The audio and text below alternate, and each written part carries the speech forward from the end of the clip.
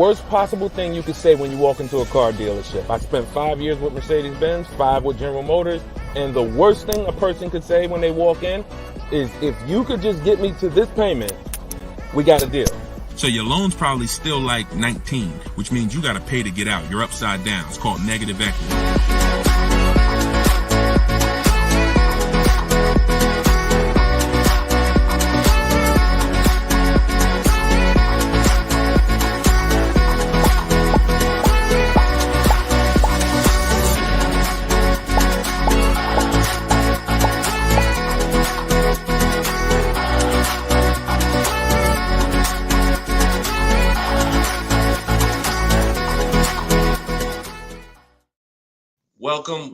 Welcome to episode 10 of Car Shopping Questions and Answers. I'm your host, Deshone the Auto Advisor. We do these live streams throughout the day to make sure that you can get insider secrets from someone who was in the car business for more than 14 years. Technically, I've been in it since 2006, even though I left in 2020 to focus on educating anyone who's willing to listen. And so those who listen to me, you're going to see throughout this show that they get below market deals. They get cars in 30 minutes from home. They're not going back and forth with negotiating. You don't need down payments. Everything that you may have thought you knew about car buying, quite honestly, a lot of that is going to be dispelled on this broadcast. But we're going to make sure that you know how to get to the money, where the hidden money is in your car deals, and quite honestly, how much you've been overpaying by not having this information. So come on in. I have my man Dolan moderating. We're live on 4 platforms. You guys can start typing your questions. And while we get the first couple questions coming in, let's do some housekeeping. If you're going to spend some time with us on TikTok, if y'all could start tapping the screen, running the likes up, so we can let TikTok know that we're about to talk some serious business here. And it lets TikTok know that they need to get some more people over here. So also, you want to share this with your best friend. Last thing you want is for you to use these strategies, save a ton of money, and then your friend a year from now is telling you how they got a car and they got ripped off and they lost thousands of dollars. And then you tell them about our show and they're like, wait, why didn't you tell me about that last year when you were watching? So tag your best friend. Shout out to the sharers. Also, while we're waiting for the first couple questions, let's do some housekeeping. Some of you don't know me. My name is Deshone the Auto Advisor. I'm the author of the new digital book, Cars from Home, 7 Steps to Saving Time, Money, and Avoiding Dealerships. We're rated 4.94 on Goodreads.com. Thank you to everyone who's rated the book. And we just got another rating, which is awesome. We appreciate it. And I'll read a little bit of it just so you can understand the magnitude of what's in this book. And everyone can get it for 75% off while you're here. But this one just came in. It says, this book is outstanding, a must-have for anyone seeking to buy, lease, or even sell a car. It's presented in a very professional, easy to follow, step-by-step manner that covers every situation from buying, leasing, paying cash, using credit, good credit, bad credit. Although I've purchased and leased several cars in my lifetime, I learned new tactics to obtain the best value for my money. Let's go. Appreciate that review, Barrett. Thank you so much. So everybody, you could get yours in my TikTok bio or my Instagram bio. You won't leave the broadcast, but get there before the 30 minutes is up so you can get your 75% off. And you can get it in the YouTube or the Facebook comments. We pinned the comment for you so you can get it. And then we'll actually throw this banner up so that you can scan it with your mobile phone camera. If you happen to be watching us on TV, you can scan that QR code right there. All right. So once we get the first question, Dolan, you can shoot it in, brother. All right. And look, if this is your first time, stay by your keyboards. This is a dialogue. This is not something you're just watching. I'm going to ask you questions, and I want you to type your response quick as possible so we can keep the dialogue going. Okay. Let me make sure I can see the Instagram comment. Okay. So this one's from Instagram. I currently have about 12 to 15,000 in equity in a finance vehicle with 8 months of payments remaining. Realistically, I don't envision myself keeping the vehicle for another 3 years, so I like to lease. Dang. So you're talking brilliant. You're talking brilliant. See, everything you thought you learned, who's heard people say never lease? Let's get some, I'm in rare form tonight. I'm feeling very aggressive, but I'm gonna stay calm and cool. Who's heard you should never lease a car? Type me in the comments. I told y'all, stay by your keyboards so I could understand who I'm talking to. If you were taught never lease a car, type me. Okay, I see you, Maya. All right, I see you, Jet Beauty Jenny. Okay. I see you, Calvin. All right, Calvin on Facebook. I see you, Lady Gail. So every single one of you who were taught that, those people owe you money. Because if you're not keeping your car 8 years, it's impossible to get a great deal if you didn't lease. There's only one exception, and that's if you're buying very inexpensive cars. I call them smart cars, saving money at the right time. $7,000 cars, $5,000 cars, $10,000 cars, that's different. $3,000 cars.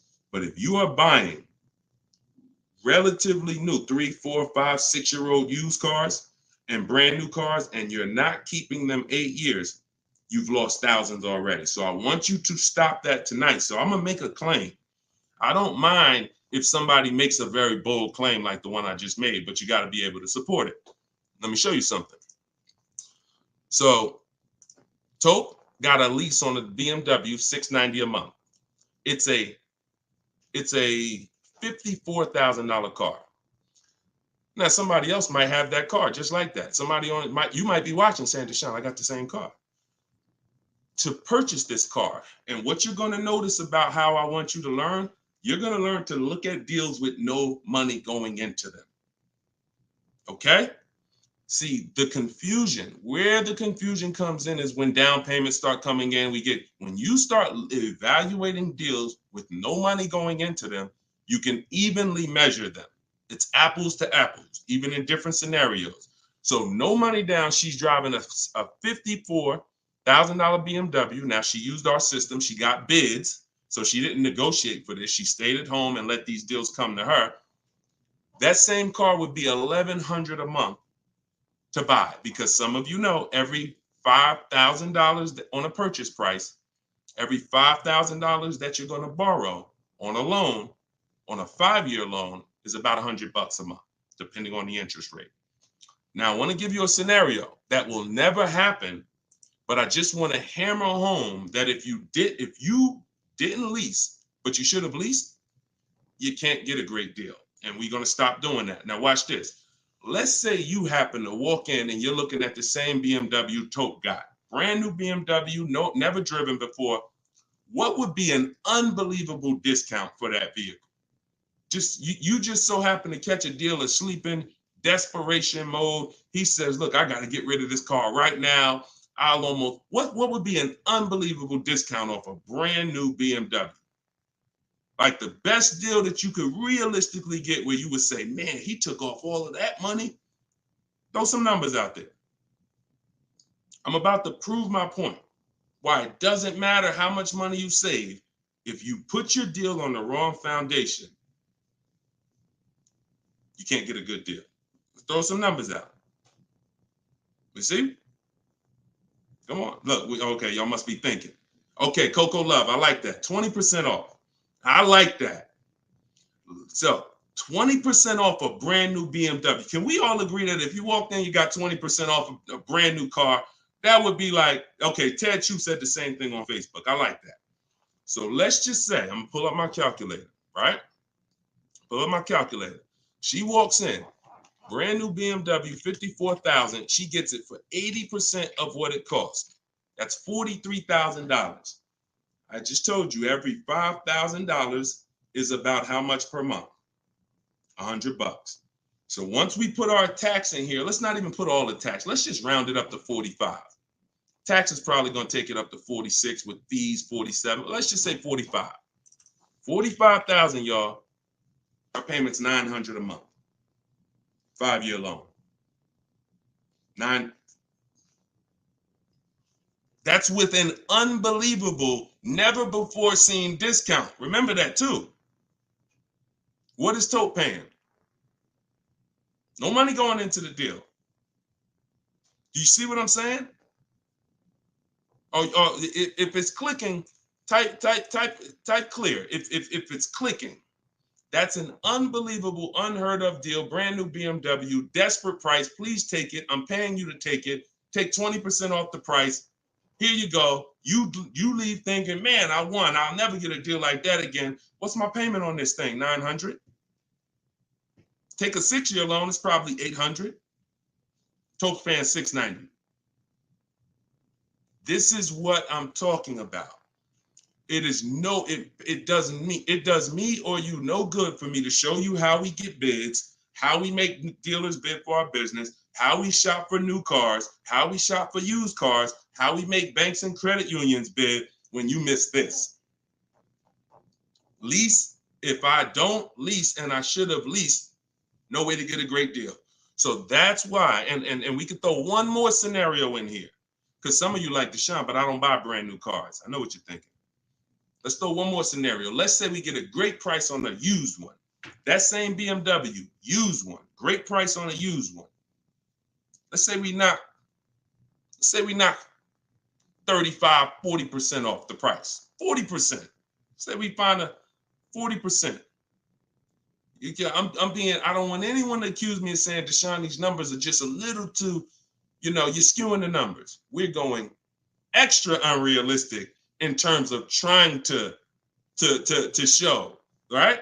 So we get a nice BMW, good mileage. We knock 40% off that price, $54,000.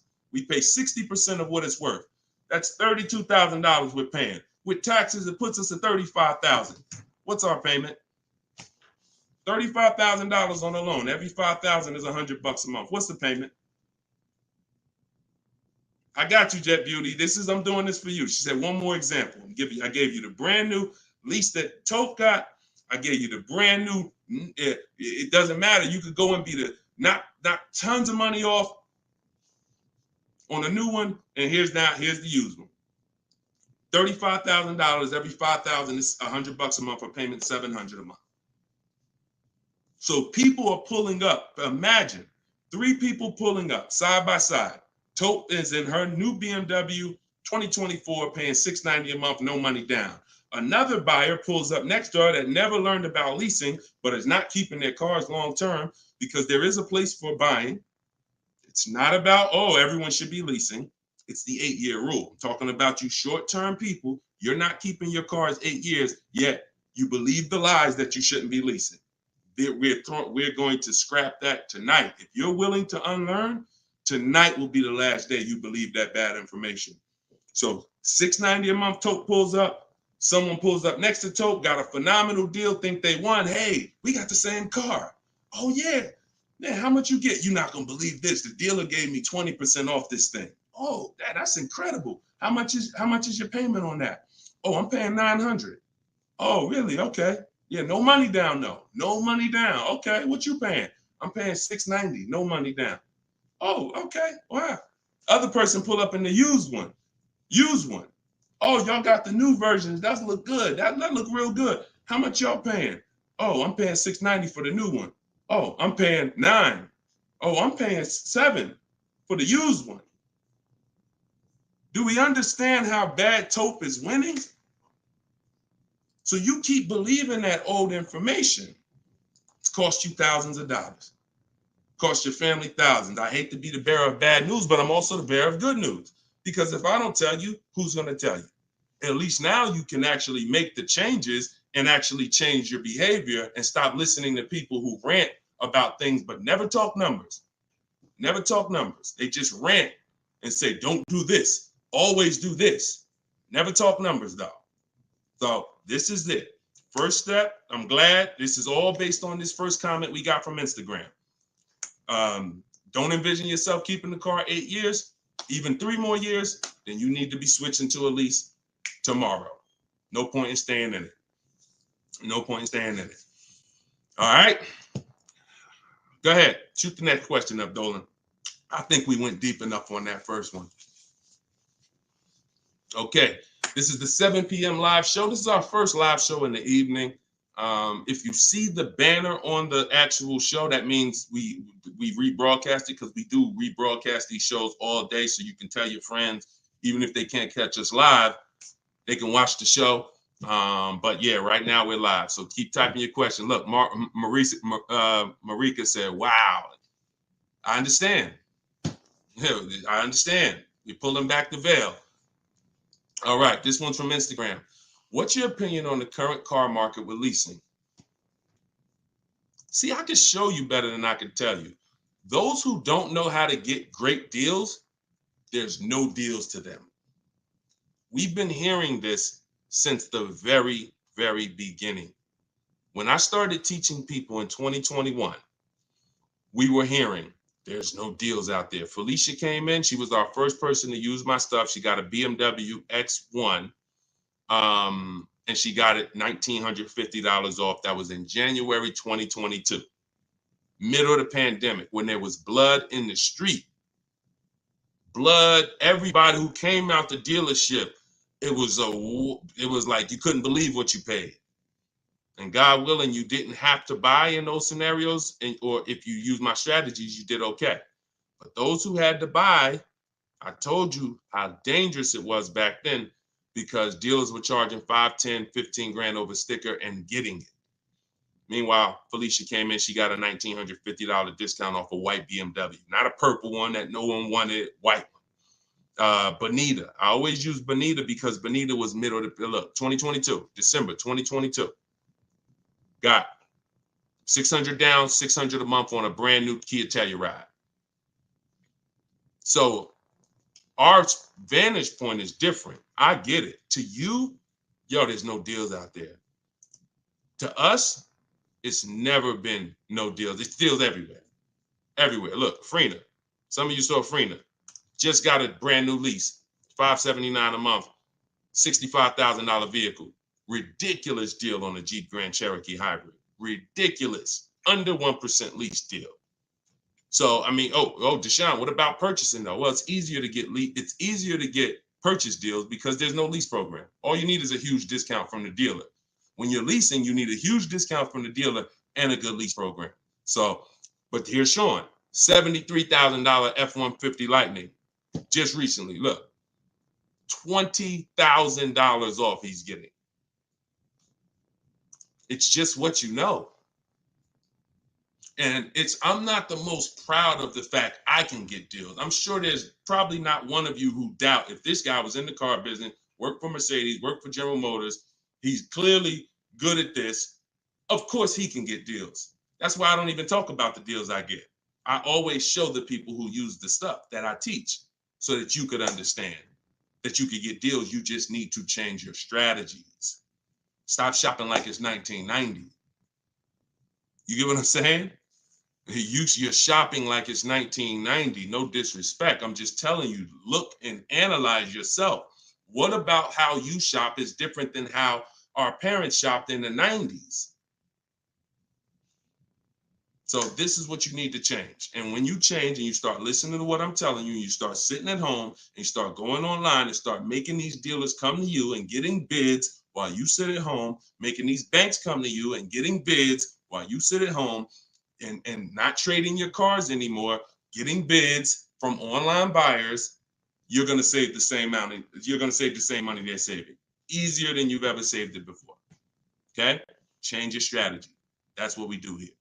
Okay? All of this is out of my new book. You can put the next question up, Dolan. Cars from Home. It's a digital book. You can get it for 75% off in the TikTok comments. You won't leave the broadcast. It's normally $97. But you get it for $24 as long as you get there before the 30 minutes is up. It'll be in your inbox. Same thing in my Instagram bio. Click the link, grab your copy, and then we got comments in the comment section. We have the link pinned for you guys on Facebook and YouTube, so you can get your copy for 75% off. Okay. TikTok. How do I know what the percentage is for lease deals for Mercedes-Benz?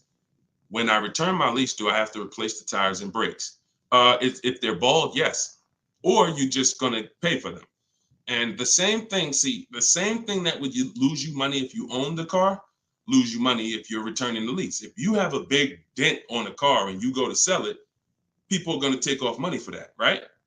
If you go and sell a car and you like, hey, yeah, I want to sell this car, and everybody looks and the tires are completely bald, they're going to take off money for that, right?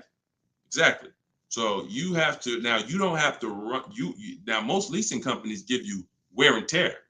So I know you may have been thought, oh, I got to keep a lease perfect. No, absolutely not. They give you normal wear and tear. They allow you to have normal wear and tear, scratches, dings, you can even run the tires down pretty low. But when you start getting excess wear and tear, bald tires to the point where they're dangerous, dents, big dents, cracks in the glass, this stuff you're going to be billed for. And that's perfectly natural. Now, in the case of what is a good lease deal for Mercedes-Benz, it's not brand specific. Watch this, y'all. A good lease deal is a good lease deal no matter what. See, the name of the game with leases, if you're not keeping your cars 8 years, because there's a different way to win with cars, and that's keeping them long enough to where they're not depreciating a lot anymore.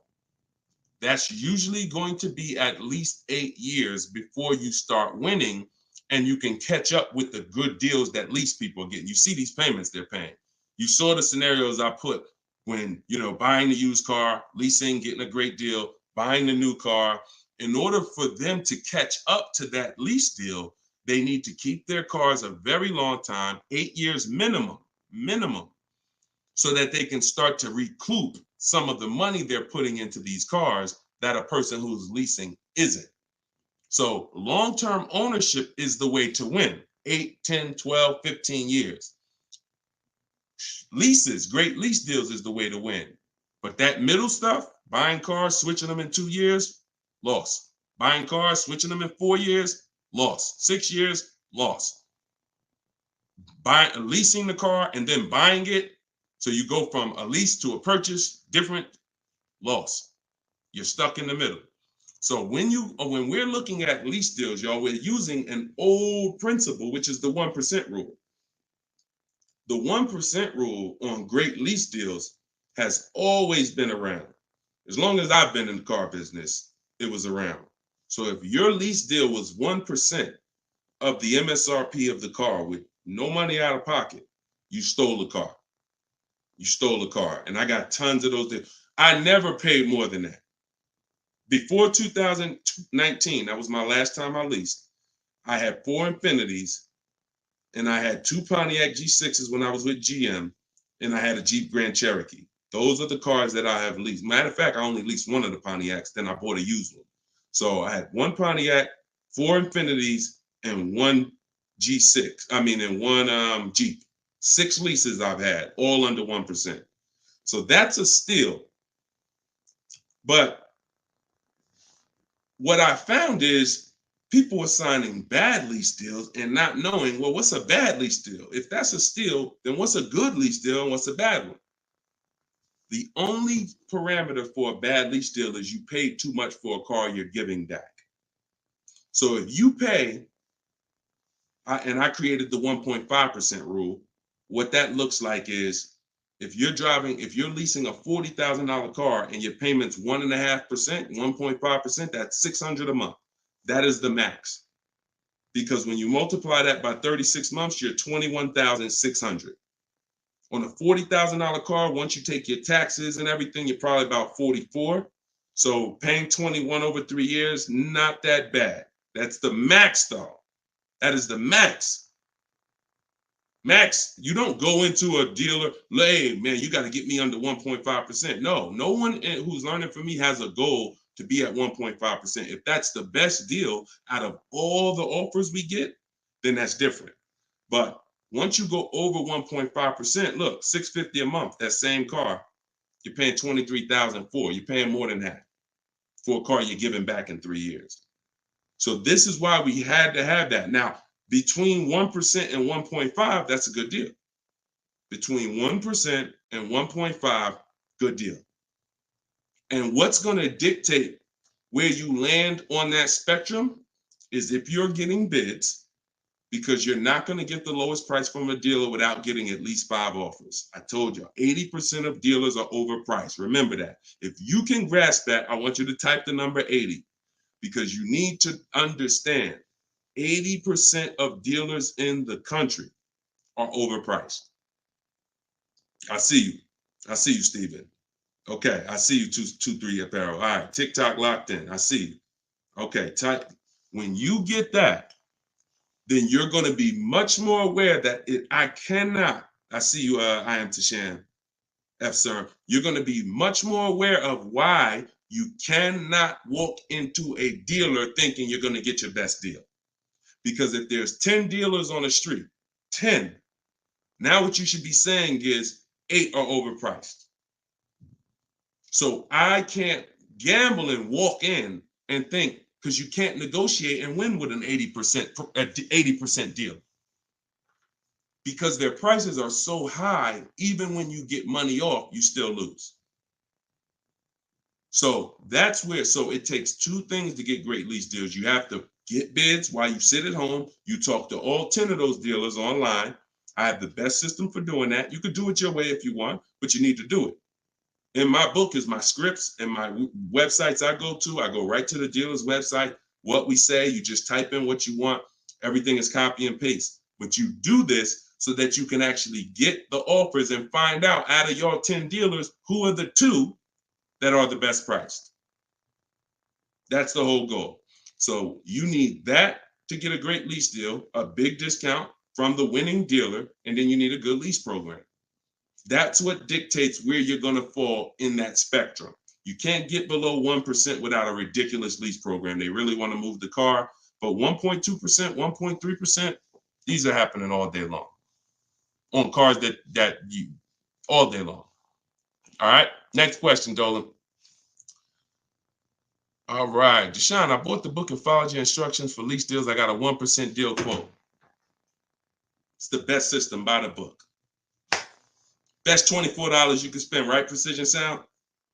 See, I swear when I was putting the book together, I priced it at $97 because I said this book is going to save somebody so much money. It's not fair to have it priced like other books. I got tons of books here. I'll be honest with you. Not many of these books have actually saved me thousands of dollars. A couple of them have. A couple of them strategy, but they serve a different purpose in my life. This will be the book that you look at and say, that book right there saved me thousands and thousands of dollars. So that's the reason why it's $97. But you know what? I'm an author. I said, let's do a special thing. Everybody who jumps on the welcome offer, you could get it for the price of a regular book. There you go. But I'm glad. 1% lease deal. Congratulations. Great job. Enjoy it. Enjoy it. All right, next question, Dolan. Can you use your system out of state? Ted, great question. You're going to find that you're going to become very comfortable dealing with dealers out of state. Because, and I'm going to tell you the truth,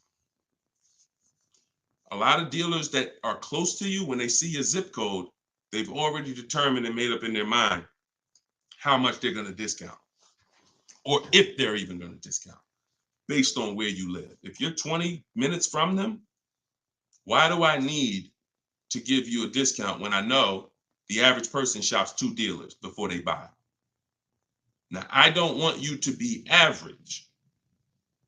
Let the average people get average deals and above market deals, but you're not going to get below market deals doing average things. I'm going to say that again. You're not going to get below market deals doing average things. Most dealers know, this is NADA research. This is the company that studies car buyers. People shop 2 dealers and then they buy. So if I'm sitting here watching you and I see your zip code, I'm not going to give you a great, especially if I'm an 80% dealer, forget it. But when you start talking to these dealers that are 45 minutes away from you, an hour away from you, now they'll never see you without the online tools. And what we want to do is these smaller dealers that are usually that don't have the foot traffic, we want to give them the opportunity because they want to be able to compete with the dealers in the city. And if it's up to walking in, they'll never have that opportunity. But when it's online shopping, they get the same opportunities, and they will sometimes take that opportunity and make sure they beat their competition. going back to Sean's deal, very important to see this. Sean posted in our groups. We have a private group. He said, I haven't seen the other. I said, I haven't seen the other offers. This is when he showed me he was saving 20 grand. And he said, you know, what do you think about this? I said, you're saving 20 grand. But I said, I don't know what the other offers are. Because what if you could save 25? Don't get excited about one offer. You got to get 5. I sold a car, a Maybach, and years ago, it had a $20,000 rebate on it. What if this car had a $20,000 rebate? We don't know. So he said, look, I got 15 offers. See, the difference is when you're using an online system, you sit at home and you start learning how to go on these dealers' website, copy and paste what you want and get these offers. You're going to be like, dang, I could get 5 more offers just like that. So he got 15 offers. Now check this out. This is what's important about this question you just asked, Ted. I couldn't find anything under MSRP locally. He expanded his search to 150 miles and he found this deal. So a dealer that was over 100 miles away from him made him this offer. None of the dealers close. Very important. So you want to get comfortable shopping out of state. And when you know how to do it the right way, especially on new cars and leases, it's easy because it's new cars. They're cookie cutter. You know, everyone has the same. Little bit more precision when you're buying a used car. But even that, don't be scared. We've had plenty of people drive an hour to get a used car, hour and a half. If that's where the best price used car is, if I'm saving $4,000, I'm gonna go over there. I'm gonna get a hotel room for $60, and I'm gonna get my car. I'm going to where the money is, not staying here because I want to be comfortable and I'll just pay more because I just want to be convenient. You know what I'm saying? Great question, though. Go ahead, Dolan. Next question. Steven, you clicked that picture of me. He said, what do I click to get the book? Click that picture of me. Even on Instagram, there's a picture of me at the top. And you can go right to that website and you'll see a button at the top that says get the book for 75% off. So get your book before the 30 minutes is up so you can get your 75% off.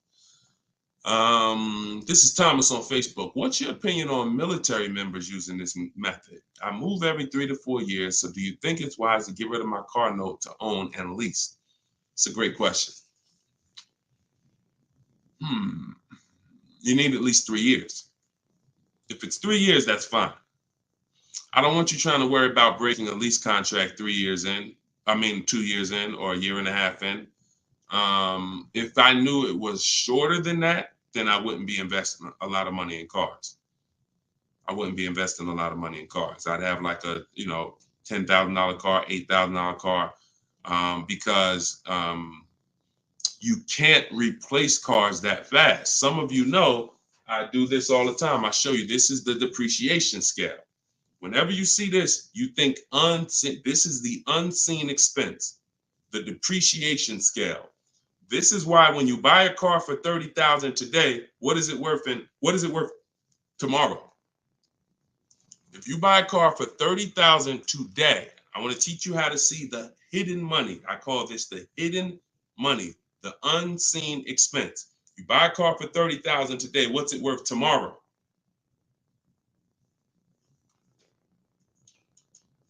Throw some numbers out there. Let's see Instagram. I'm just talking 24 hours later. You bring the car back 24 hours later. Is it still worth $30,000? Right? Look, iHeart said 22. Maybe not that much the next day, but you could be. You could be 25, 29. Look, it's worth less, right? So now that's the beginning. Now you park that car outside your driveway a year. Don't touch it. Don't drive it. You paid $30,000 for it. Come back a year later. What's it worth? Now we're getting into those 25s, 22, 20. Look, you never drove it. You didn't drive it one single mile. That's what we are. And look, that's happening the first 5 years that you have the car. Now, there's one exception, Thomas, if I'm you. if I can get 3 to 4 years, I'm leasing. No doubt about it. 3 to 4 years, I'm leasing.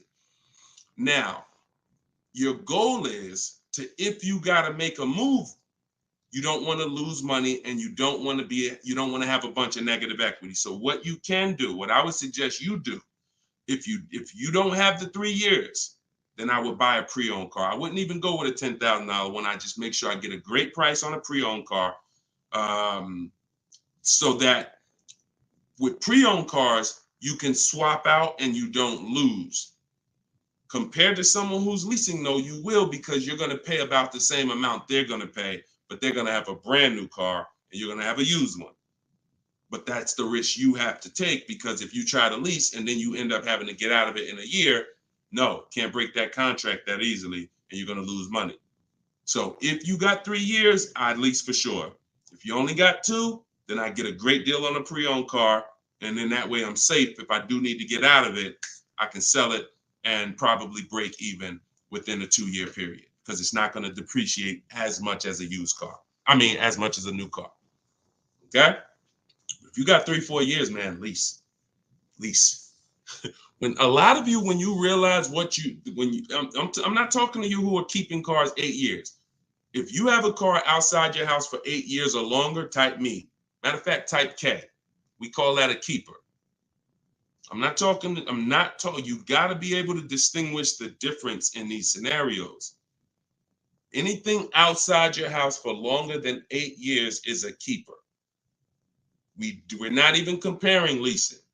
But when your kids come to you and say, Mom, Dad, I want a car, we don't automatically make them this is going to be a keeper. You're going to keep this thing for 8, 9, 10 years. No, I'm not. I'm going to keep this car maybe 5 years. Okay, then you should be leasing. Okay, your spouse. Me and my wife did it all the time. We had one car that we bought. That was the Pontiac G6. And then we would lease a car and we would rotate the lease. So you can have both. But the key is knowing every time you're about to buy a car, the first question is, how many years am I keeping the car? And if it's not 8, then you should be shopping for great lease deals. If it's 8 or more, then you should be buying. Very simple rules, boundaries based on numbers. All right. Go ahead, shoot the next one up, Dolan. Great question, Thomas. And anybody who's in that situation, that's a good strategy for you guys to follow. YouTube, 6 months left on my 36-month lease, 12,000 miles per year. Things came up and I had to use the car every day, 99,000 miles so far. What can I do? You pay. Now, what you can do is you're going to do an equity assessment. There's 3 ways you're going to work that you compare this. 3 ways, and you're trying to see which one is you're going to bite a bullet because you use the mileage. And again, I want to make it clear, had you purchased the car and put that same amount of mileage on it, your value of your car wouldn't have been like this. That's the average driver. Average driver, their value's dropping like this. That's average. You lose, a couple thousand every year, 5,000. You lose percentages. 20% the first year, 15%, 10%, 12%, 10%. That's the average driver. If you bought it, you'd have lost probably 25% in 1 year based on the way you drive. So it's not a matter of, I leased, I shouldn't have leased. No, this is what happens if you don't cater the lease to the lifestyle. And sometimes you have a lifestyle change, but it doesn't change the fact we have to account for the mileage you use. So we're going to do an equity assessment. You're going to see, if I sold this car, because the reason you're going to do this first is because you want to see what the highest bidders would pay. CarMax, Driveway. This is step 2 in my book, equity assessment. CarMax, Driveway, Carvana, Kelly's Blue Book, instant cash offer. Do not use Blue Book. Please do not come to me talking about what Blue Book said your car is worth. We don't use algorithm sites. We get real offers. Cash offers is all that matters to us. Okay? Kelly's Blue Book, instant cash offer.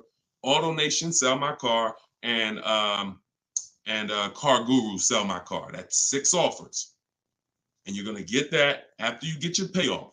Now, you're going to see how upside down you are. And once you see that, okay, I'm upside down, How many miles did you contract for? Oh, 12,000 miles a year. Okay, so all right. So once you see, all right, my highest offer is 23,000, but your payoff might be, 30. Then that means you're $7,000 upside down. So now you can compare paying that money to now saying, all right, well, what happens if I return the car? Now, this is the second scenario. First scenario, when your over mileage is selling it. What does that look like? Second scenario is actually taking the mileage penalty, because I just told you $7,000 is the bill over there. In that scenario, mileage penalty, you contracted for 36,000 miles and you got 99 on it. So 99.8 minus 36,000 miles, you 63,000 miles over, and you're probably going to be charged 25 cents per mile. So that's a $16,000 mileage penalty that's coming if you stayed to the end. So that's why you want to compare selling, paying the difference. If you got some cash on hand, that would be the best way to do it. Now, the last thing that you can do, which is, see, I don't like these scenarios because these are negative equity scenarios with leases, and we really shouldn't. Besides an emergency, we really should not be in negative equity situations with leases, only finances. But your last scenario is, once you see how much your car is worth from the offers, you're now going to try to roll that negative equity over and get someone to pay the bill and wrap the new deal with the negative equity. So you're going to get bids for whatever car you want to replace it with. Whatever car, let's just say you're looking for a Jeep Grand Cherokee, you get bids, get your best offer, and then you're going to tell them, hey, I got this old car here with this type of penalty. I need to wrap it into this deal that's 7,000 or 8,000. That's why you got to know what the market value is. Before you do this, you have to know what the market value is based on offers, so that you know, all right, I got to slap another $7,000 on top of whatever my best deal is, so that I don't get the bill. So if you can pay the bill, pay the bill. If you can't pay the bill, then you need to roll it into the next deal. But the last thing you want to do is drop that car off without doing what I'm telling you, because once that car is grounded, the bill is generated. It's nothing out of it. So everything you have to do is now, because if you ground that car with that mileage, the bill is automatically coming. There's nothing you can do to get out of it. So follow those steps, do the equity assessment.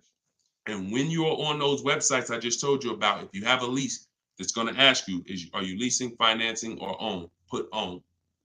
I'm just telling you. And I'm telling you, if you have my book, I explain why you must do that, but I don't have the time to go into detail of why you must do that right now. Okay, just when you're on those websites, put own. And if you have my book, then I'll be walking you through this step by step. But you're more, if this ever happens again, you guys look at this early.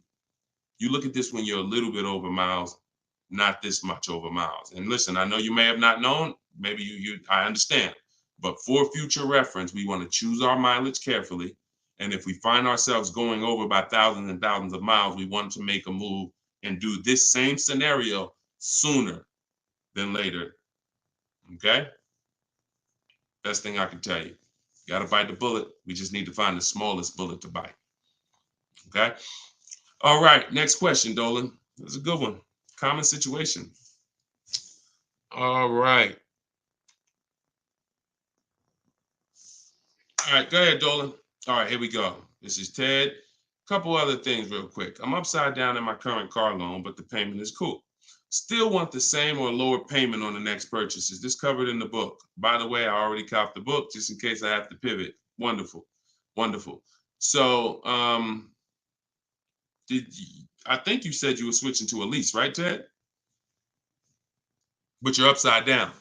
So if you are in a finance, what you're going to find with great lease deals is you can usually switch, and if you use what's in that book, get your great lease deal, you'll usually even bring in some negative equity over, you're still going to be in a comfortable payment range, because a purchase is so much higher than a great lease deal.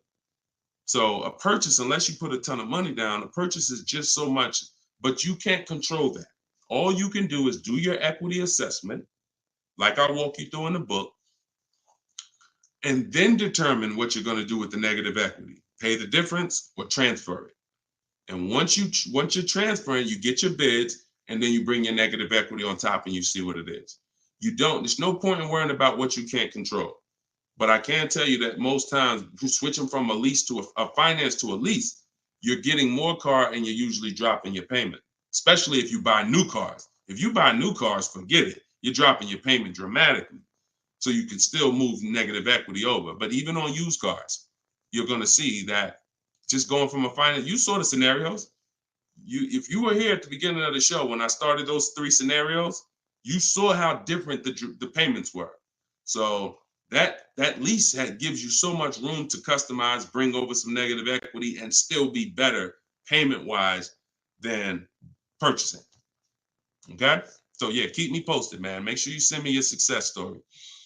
Thomas just got the book. When will the next session be for the step-by-step breakdown? I don't do a step-by-step breakdown. Look, I'm talking to the public, and here's what I won't do, because it's just not fair.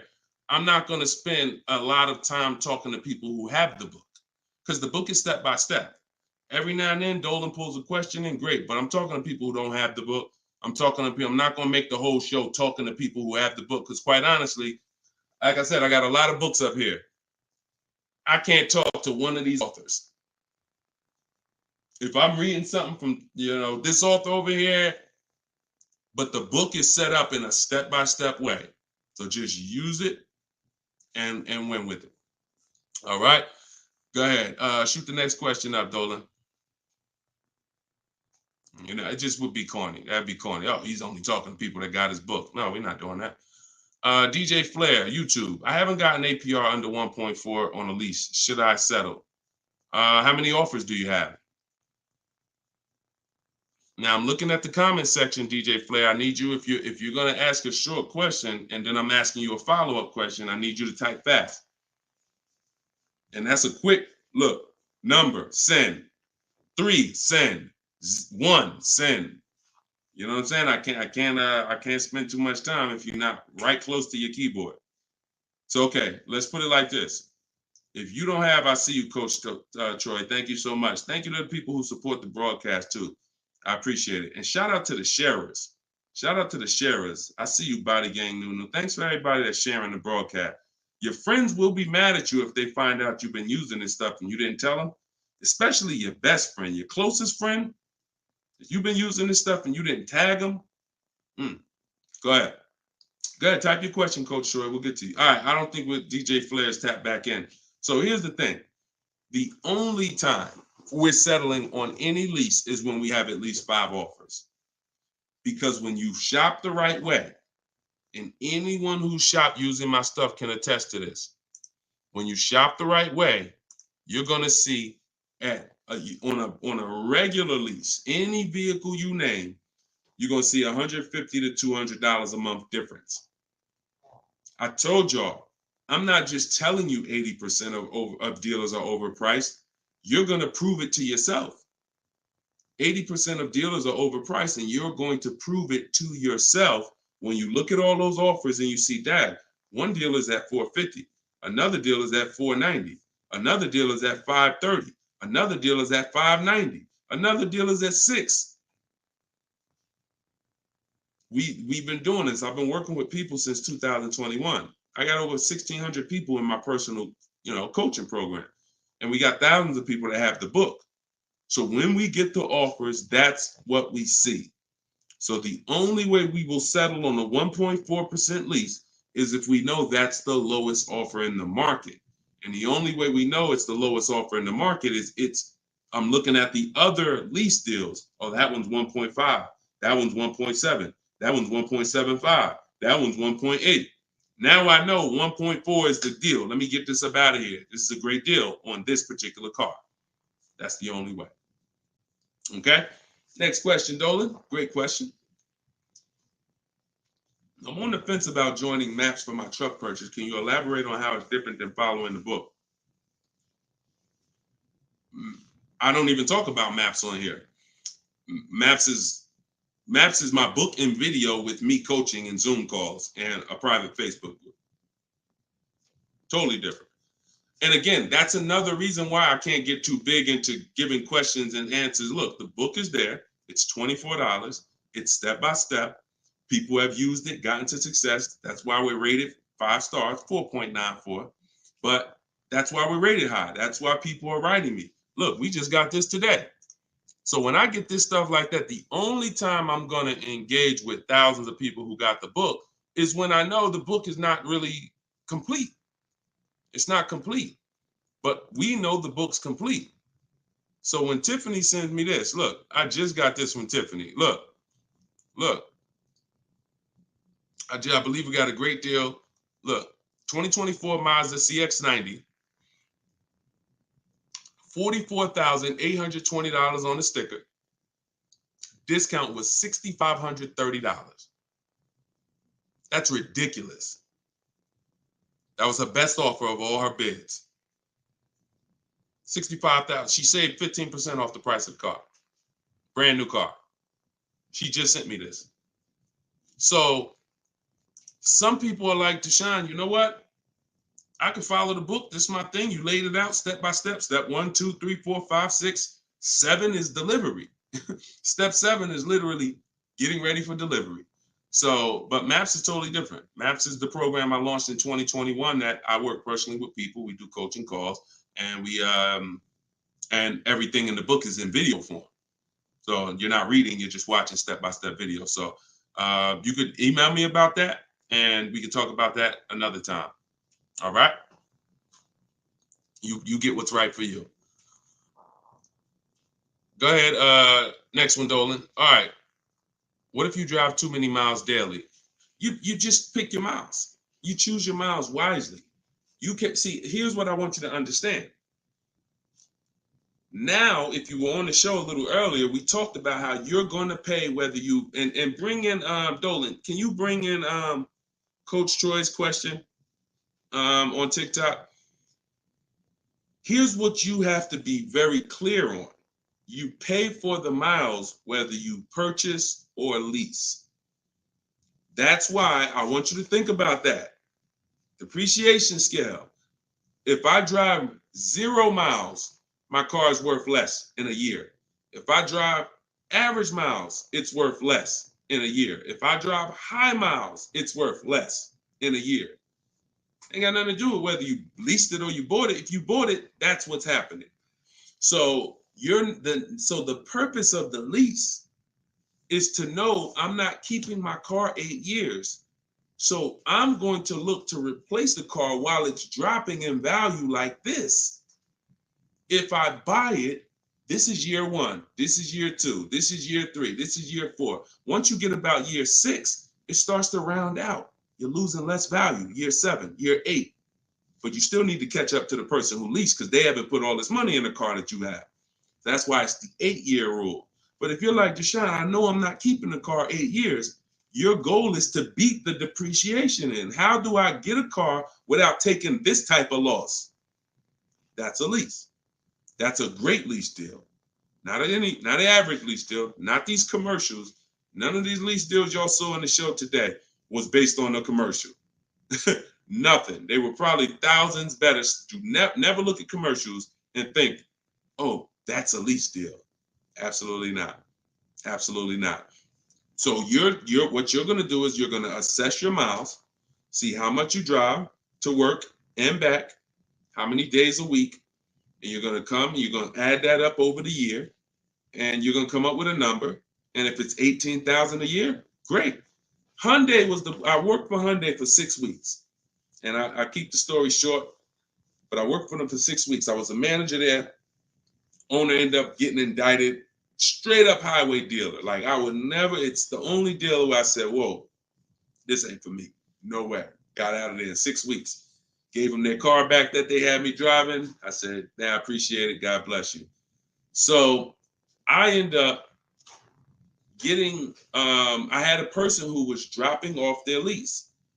And I was doing the paperwork to ground the lease for them. Hey,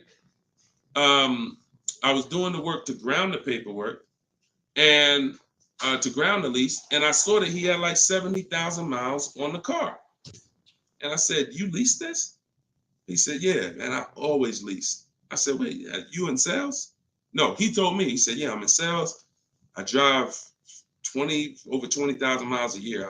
I used to buy my cars, and I just be, all this negative equity. I had to put big down payments. I just, once somebody showed me about leasing, I never stop. I pay my payment, I bring it back after 3 years, get a new one every 3 years." I said, "Wow, that's crazy." Then I looked at his payment, and I saw his payment was only like $150 a month more than a normal payment.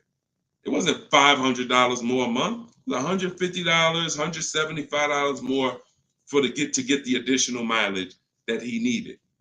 I said, "Man, I'm telling everybody about this," because I had high mileage drivers coming in with same amount of mileage on that he had, 70, 80,000 miles, except they bought it.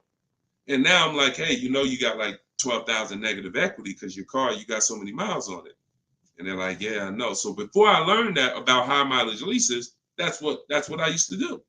I didn't understand it, but now forget it. And that was back in that was 2016. So everything I've learned, I bring it to the public, and I've learned from seeing bad scenarios. So no matter how many miles you drive, as long as you're not doing like Uber or Turo or something where you're renting the car, you're just putting like as many miles as you can on it a year, and you don't really know how much you're going to put on. As long as that's not the case, it's predictable, then for sure. I have 2 strategies in my book for high mileage drivers that don't keep cars 8 years. 2 strategies: high mileage lease, and then something I call 2 cars, 1 payment. High mileage lease, 2 cars, 1 payment, where you split the mileage. You have 1 car you buy, and then you pay that car off, and then you have 1 nice car that you lease, 12,000 miles, and you just split the miles. Either way, stop buying. And now, one more thing, and put the next question up, Dolan. Now, if you're a high mileage driver and you are an 8-year person, great, no reason to lease.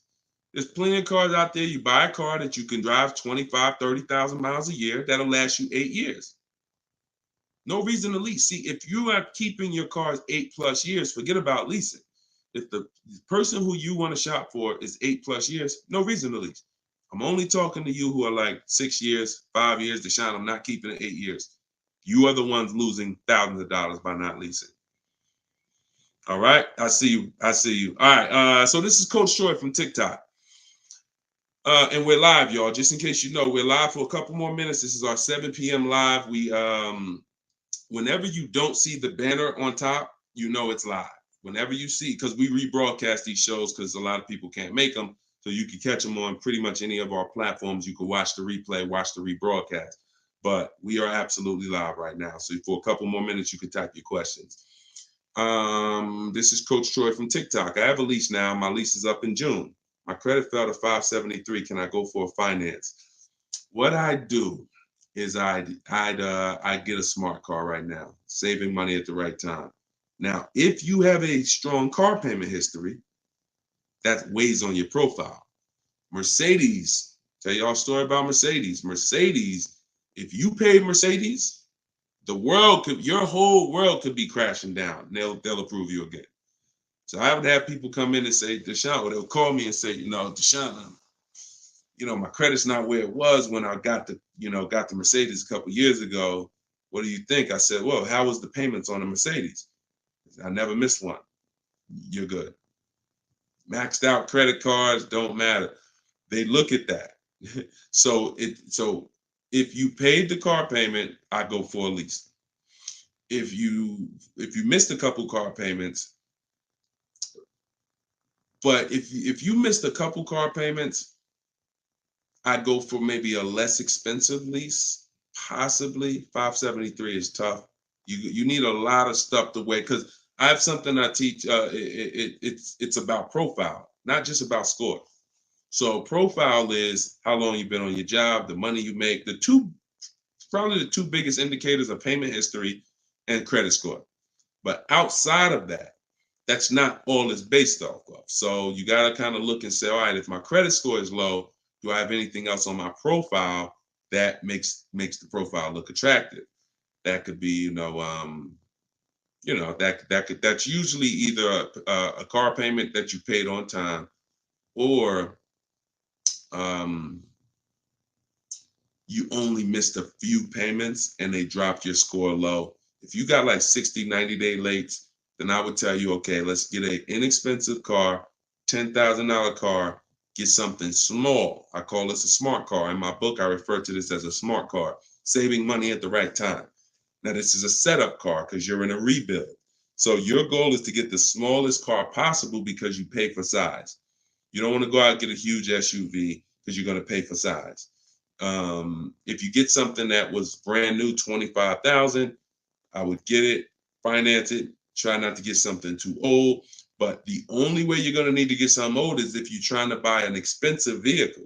If you're trying to buy a Jeep Grand Cherokee that's $45,000 brand new and you're trying to get it for 10 grand, you're going to need it. Old one, and that's usually a sign that we're looking at too much car. So, but if you need an SUV, that's different. But your goal is to sacrifice, get the least expensive quality car. It must last 2 years. Hit the payment history on point. Don't miss a payment, and then you would switch to a lease. So I don't know enough about your scenario, but I kind of gave you a little bit. And in my book is the details of this, the smart car strategy, and shopping for a lease, and looking at your credit profile. So based on where you're at, you make your move. But either way, it's fine. It's not the end of the world. Tons of people are going to be rebuilding now. Just make sure you're doing it right so that you don't set yourself back with your next car. You want to set yourself up. And a lot of people, when they're in a tough situation, they make another decision that actually sets them back. Okay? Go ahead. Next question, Dolan. Okay, I see. High pride BMW lease. Thanks, Coach Cho. Forget about the gifts. Just get the book. I appreciate you sending the gifts, but I'd rather you have the book because I want you to win. Okay, take all that money you just gave on the show, and I appreciate it, and get your book so you can make sure that you win for the rest of your life with cars. But thank you. Go ahead. This one's YouTube. Where's Instagram at? Instagram, y'all quiet this evening. Y'all started out the show with a lot of questions, and now y'all quiet. Let's go, Instagram. Type your question. And the thing about Instagram is, if you hit that little paper airplane next to the comment box, you can share this with like 30 of your friends. And I guarantee you, every single one of them will thank you. Every single one of them. We don't dance. We don't tell jokes over here. All we do is talk big money. Guarantee they'll thank you. So, all right. This one, Diana from YouTube. Am I liable for a vehicle that I didn't take possession of? If the paperwork has been sealed, signed, the bank has been notified, if there's a bank involved, you can be, just because you didn't pick it up, but you would have had to sign all paperwork and basically have them turn that paperwork in, which would start the motor vehicle processing, where they're going to register the car in your name. Once this process has moved forward, whether you took the car or not, that vehicle is linked to you. In which case, yes, you are liable. But it depends. I hate buyer's remorse. Buyer's remorse sucks, y'all. Buyer's remorse comes. You only get buyer's remorse two ways. You got a bad car or you got a bad price, or both. So you need boundaries to get good cars, quality cars. Choose the right cars that you're gonna like, gonna love, gonna enjoy, so that you don't regret the car. Boundaries to make sure you get a quality car, not a car that's gonna be in the shop, not a car that's gonna break down. Boundaries. You need strategy to make sure you actually get enough offers, so when you accept the offer, you paid the lowest price possible. Offers. So those two things, two types of buyer's remorse: the car and the price.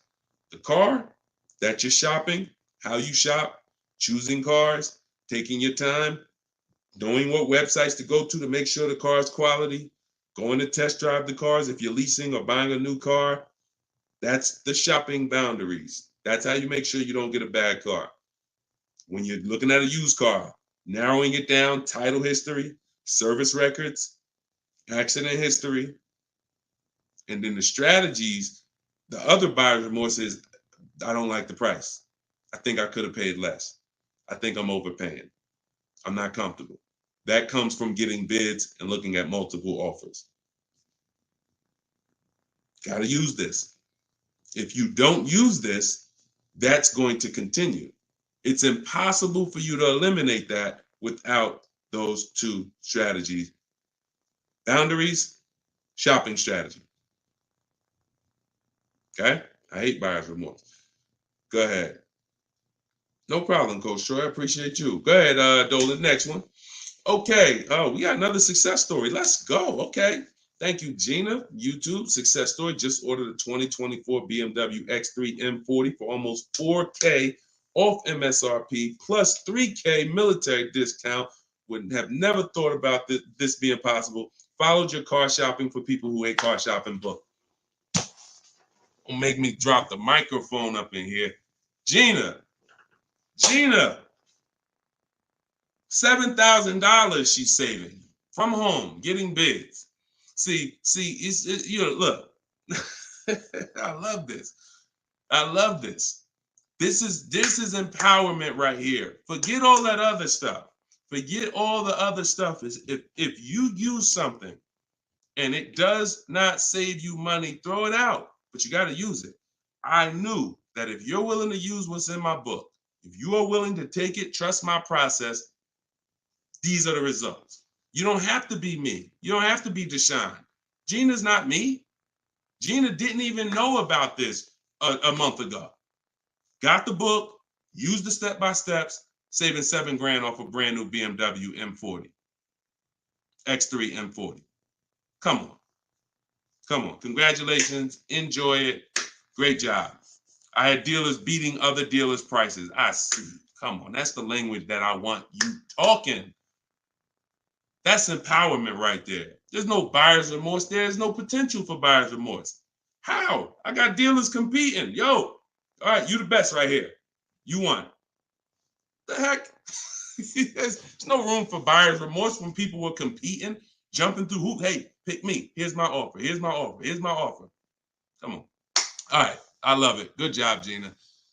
Okay, to everyone else who's like, what book did she use? That's my new digital book. It's called Cars from Home. It was originally called Car Shopping for people that hate car shopping, but now it's called Cars from Home. 7 steps to saving time, money, and avoiding dealerships. Has all my templates for new cars, used cars, leases, everything in there.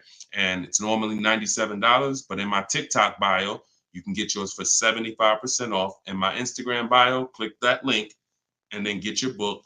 You'll pay $24 instead of $97. And in Facebook, YouTube, we got the comments. We got a comment pinned for you guys to get it. Go to deshonsbook.com right there on the screen. Or if you're watching us on TV, you can just scan that QR code with your mobile phone. I want the success stories. I love the success stories. Love it. All right, go ahead, Dolan. We got a couple more minutes. Go ahead. Next one. Okay, this one's Maria from Instagram. Apologies. I had to serial earlier, so I probably missed the answer. Do we include the fees into the payments when calculating the 1.5% rule? Absolutely. Now, the simple way is you don't have to worry about the fees. You're getting offers. Here's all that's important, Maria, when we're getting our lease offers. Total out of pocket is first month's payment only. If someone submits a deal with no first month's payment, you $2,000, $3,000, because some of them will do that. Can you please, resend the offer with just first month's payment? Then 12,000 miles per year. Then we're getting at least 5 offers. And then what we're doing is we're dividing the monthly payment into the MSRP. Dividing the monthly payment into the MSRP, not the selling price. Doesn't matter the selling price. The selling price is what affects the percentage. That affects the percentage. You need the MSRP so you can judge the deal. MSRP. Divide that into the MSRP. That's all you need to know when looking at lease offers. So I can look at 20 lease offers from 20 different people, As long as they are using the format that I told them to submit me the offer in, I can compare 20 offers in 60 seconds, maybe 2 minutes. Boom, boom, boom, boom. All right, this dealer made the best offer. Very simple. Don't worry about fees with leases. Just do those percentages. Everything else will slow you down. All right, great question. All right, wasn't it fun? Look, Precision Soundworks said, wasn't it fun following his steps? I just gotta put that on it. Listen, this game, oh man, come on. Wasn't it fun following his steps? Because you're in control. You're in control. It's fun being in control when you've been buying cars. You've been out of control for all your life. You felt intimidated. You felt like, oh, they're gonna get over on me. I'm gonna say the wrong thing. I'm gonna do the wrong thing. Now it's the total opposite. You're in control. So it becomes fun. My man. I love it. All right, go ahead, Dolan. Okay, this one's from TikTok. My brother totaled my car with only liability insurance. What should I do? Talk to the insurance company. Being underinsured is a real thing. That's called exposed. You're out there with exposure. So liability insurance, yeah, and hopefully it was a very inexpensive car, like a $3,000, $4,000 car. You know, I hope you weren't. You know, hope it wasn't like a $10,000, $12,000, $15,000, $20,000 car. This is why insurance exists. I'm sorry to tell you, like that's some of the worst scenarios. But you know, being underinsured is a real thing. You know, so make sure you're using. I use a company called Insurify.com or Jerry to shop insurance. It shops all the companies for me because you should be shopping for car insurance every single time your car insurance is up. And you know, but yeah, you got to be properly insured because these things happen. Say, look, gap insurance. A lot of people don't know. People will say, "Oh, I won't buy gap insurance," or they'll say, "When I go into the office, never say no to everything." Well, if you needed gap insurance or you needed the right coverage, we either get it from the dealer or we call our insurance company. There's other insurance companies that sell gap insurance, but before we get it from the dealer, we'll call our insurance company or we'll go online. But if you total your car and you owe 25, but the car's net value was 20, you got a $5,000 bill coming. Totaled your car, lost your car. Now here comes a $5,000 bill. Hey, what happened? Gap, exposed. So this insurance thing is very real. So please make sure. I mean, I hope it works out for you, but make sure you have proper insurance coverage. All right, go ahead, Dolan. All right. Great questions. Great questions.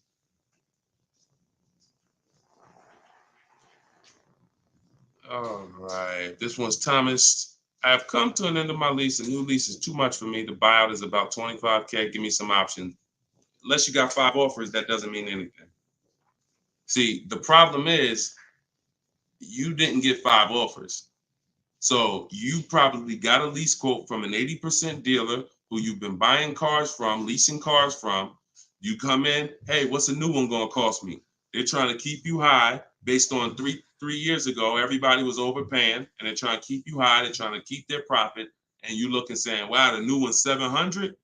Nah, I can't do that. I guess I'm going to do something different. Meanwhile, when you start getting bids, you'll see that maybe the best deal on that is 500. See, all of these deals that I'm showing you guys, you got to understand something. These are not deals that people are getting by walking into dealers. Look, this is Charles. He got a Hyundai Palisade, top 10 most popular SUVs in the country. $48,000 vehicle, $597 a month. $597 a month. Listen, and just so y'all know, we live right now. This is not a replay. So we are straight live. I want you to know when we're live and when you're watching a rebroadcast. Okay? Like, understand, this doesn't happen walking into a dealership.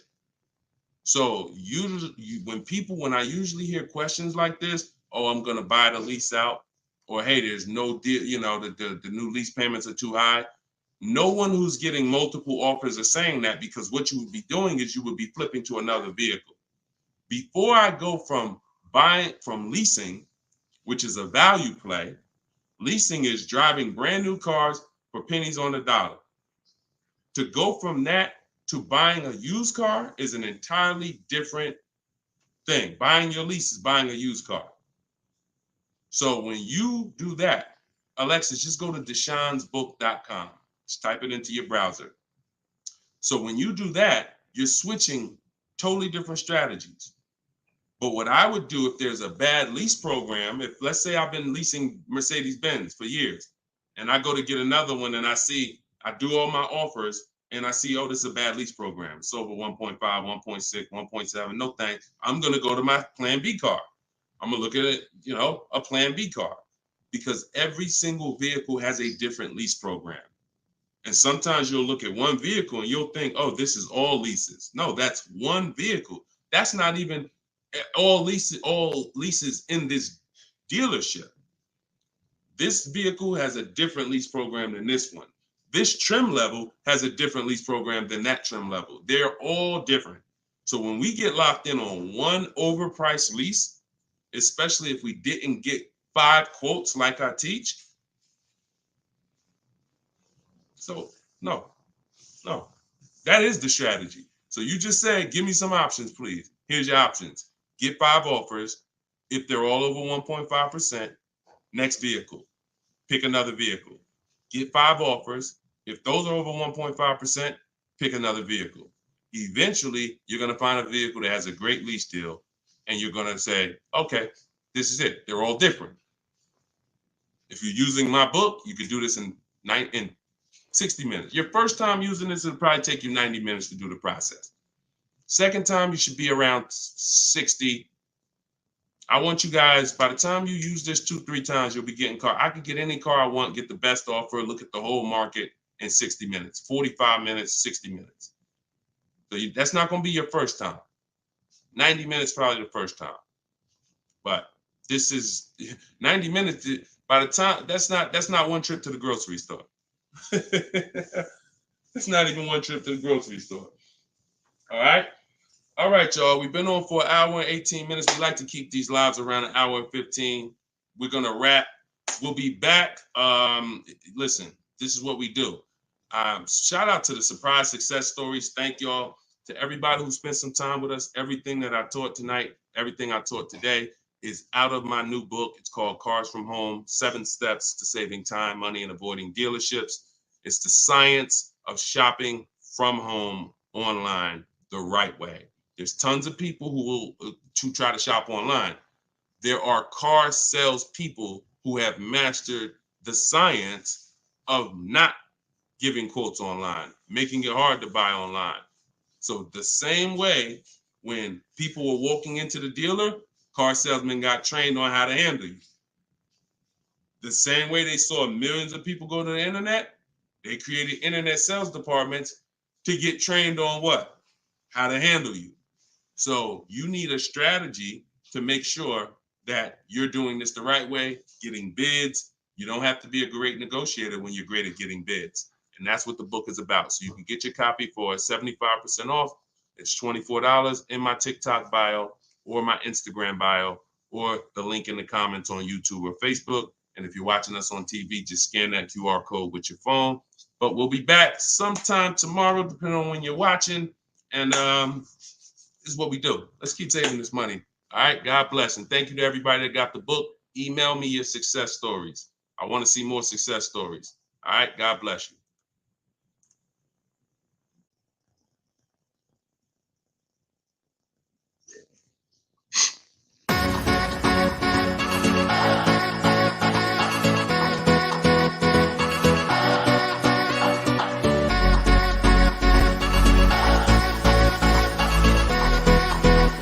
The worst possible thing you could say when you walk into a car dealership. I spent 5 years with Mercedes-Benz, 5 with General Motors, and the worst thing a person could say when they walk in is, if you could just get me to this payment, we got a deal. So your loan's probably still like 19, which means you got to pay to get out. You're upside down. It's called negative equity.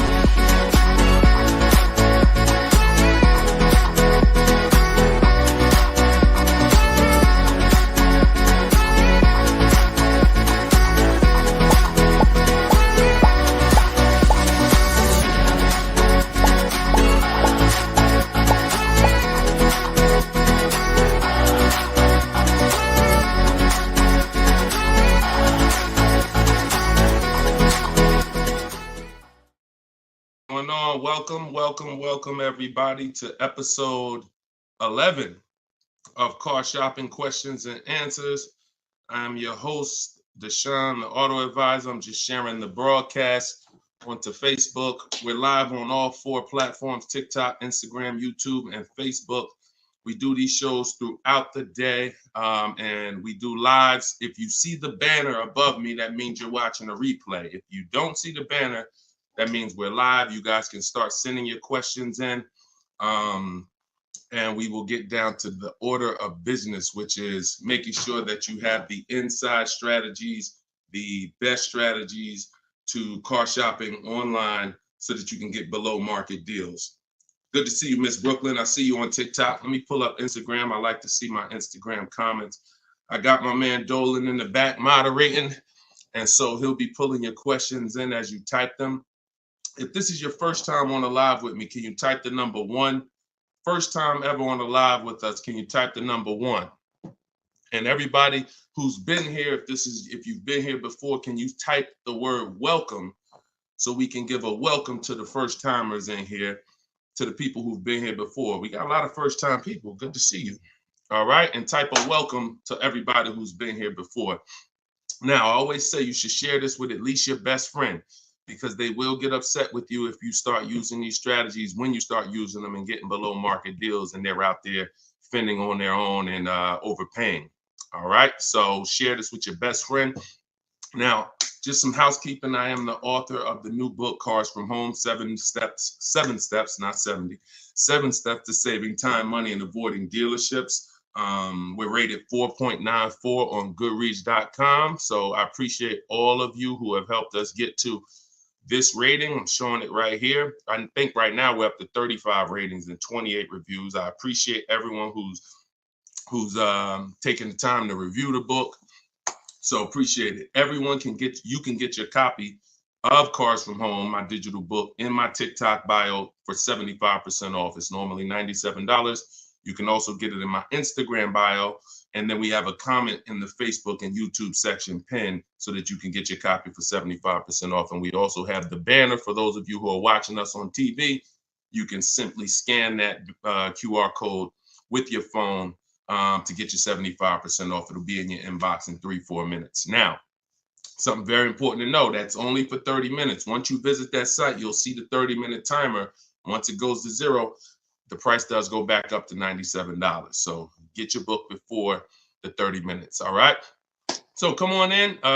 Dolan, whenever we get the first question, you guys can start. We can start bringing them in. And what I always say is type your questions fast, stay by your keyboards, because we like to dialogue with you while you're on the show with us. Okay, Carm from TikTok said, would there be any benefit for me in turning my lease in early if I'm going to finance my next car? No, because a lease is a contract. So if when you set out, like with a finance, you could switch it in any time. So finance, it's your prerogative whether you want to, sell that car. Some of you may have been taught you had to kind of have your car. Some of you may have been taught you had to wait and basically have your title before you could sell the car. That's not true. You can sell a car that you own anytime you want, whether there's a loan on it or not. Now, in the case of a lease, it's not like that. You have a set term, usually 36 months, 39 months. We don't do 4-year leases. And so unless you can sell that car and break even through what we call the equity assessment process, where you're going to get cash offers, then no, there's not only is there no benefit, there will be penalties to you doing that. So that's the only way to get out of a lease early, is to sell your way out of it. If you turn it in early, all those payments will be due that you were responsible for. All right. And if you're going into a finance, I hope you're going from a short-term mindset to a long-term mindset. So hopefully you're like, okay, I plan on keeping my next car at least 8 years so that I can make sure I get the benefits of purchasing. There's no other benefit of purchasing, in my opinion. And look, if you guys want to throw some out there, there's no other benefit of purchasing besides the fact you can outlive the depreciation of a car. Paying the car off is not a benefit if you're still seeing massive depreciation. So if your car is losing thousands and thousands of value every year, thousands of dollars in value every year, but it's paid off, who cares? That's a loss. But with a purchase, you can hold on to the car long term, and then you'll outlive the depreciation to the point where the car is not losing value every year. It might lose a couple hundred. That's it, but not normal depreciation. So hopefully if you're switching from a lease to that, that's your mindset. Okay? Nothing else makes sense. Financial sense. All right, go ahead, Dolan. Next question.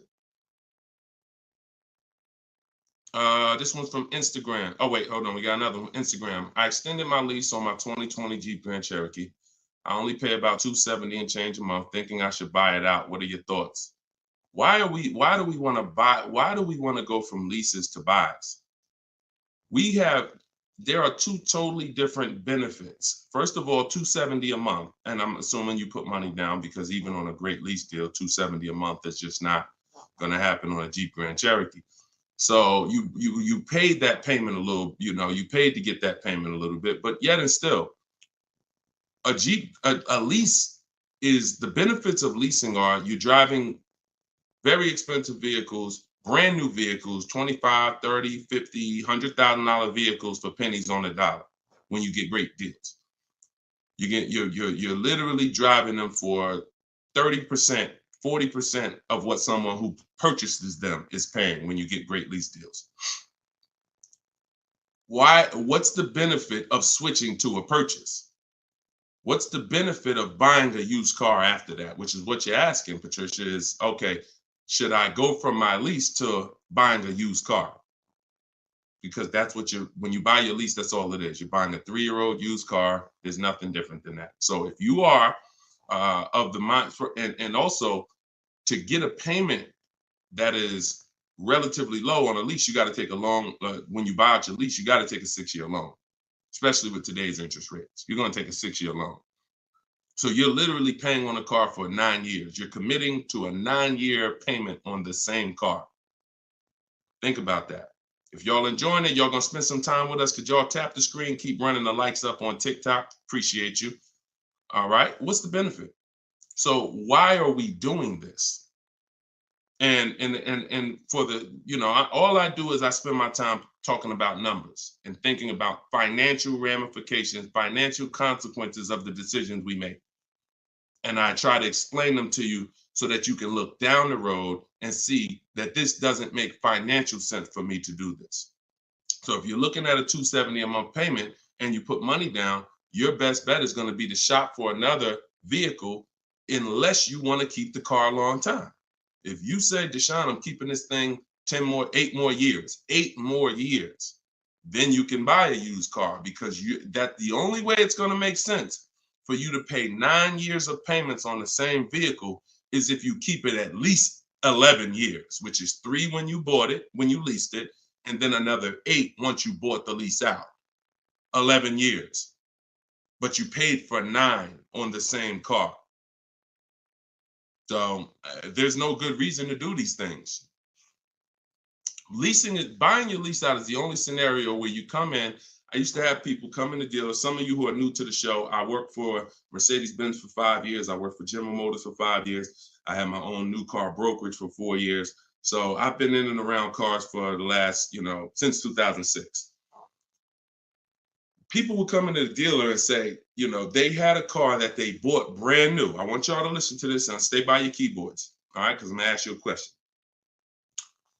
Somebody comes in a dealership, they're looking to replace their car. They say, Deshone, you know what? I want to trade this in for something different.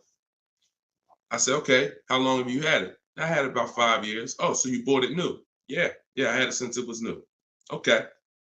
Now, somebody's had a car 5 years. If your friend came up to you and said, yeah, I'm about to replace this one, and they told you they had it since it was new, wouldn't you think that it was either paid off or almost paid off? Yes or no? Yes or no? See, if I tell you a story that you'll never forget, you'll eliminate the bad buying your leases. It won't come to you anymore, because you'll think about this story. All right. So most people would think, right? Yes, I see you, Fuzzy Nuggets. Okay, I see you, Lori. Somebody said I had this car for 5 years since it was new. It should be almost paid off, if not paid off, right? Okay, I see you, Jack Nisley on Instagram. So we go through the whole thing of calling the bank, because I ask him, he says, oh, no, it's not paid off yet. Okay, do you know how much you owe? No, not really. Okay, I'll call the bank, I'll get you pay off. We'll find out how much you owe.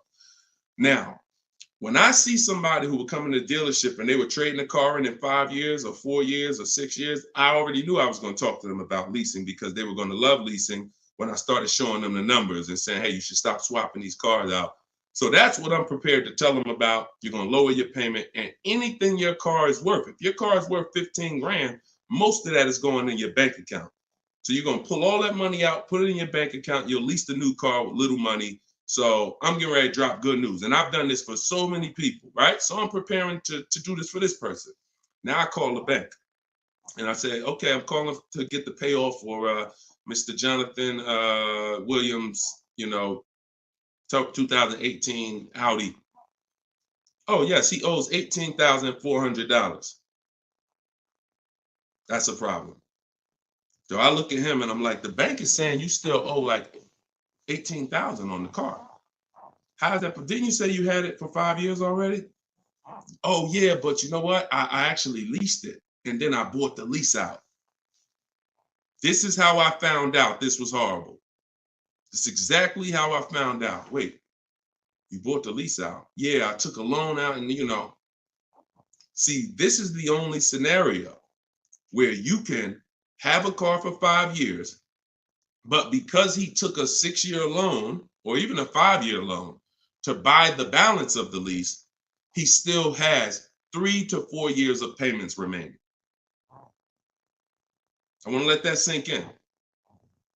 3 to 4 years of payment. He comes in after 5 years.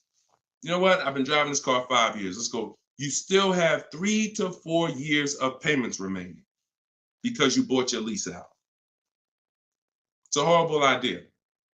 It's a horrible idea.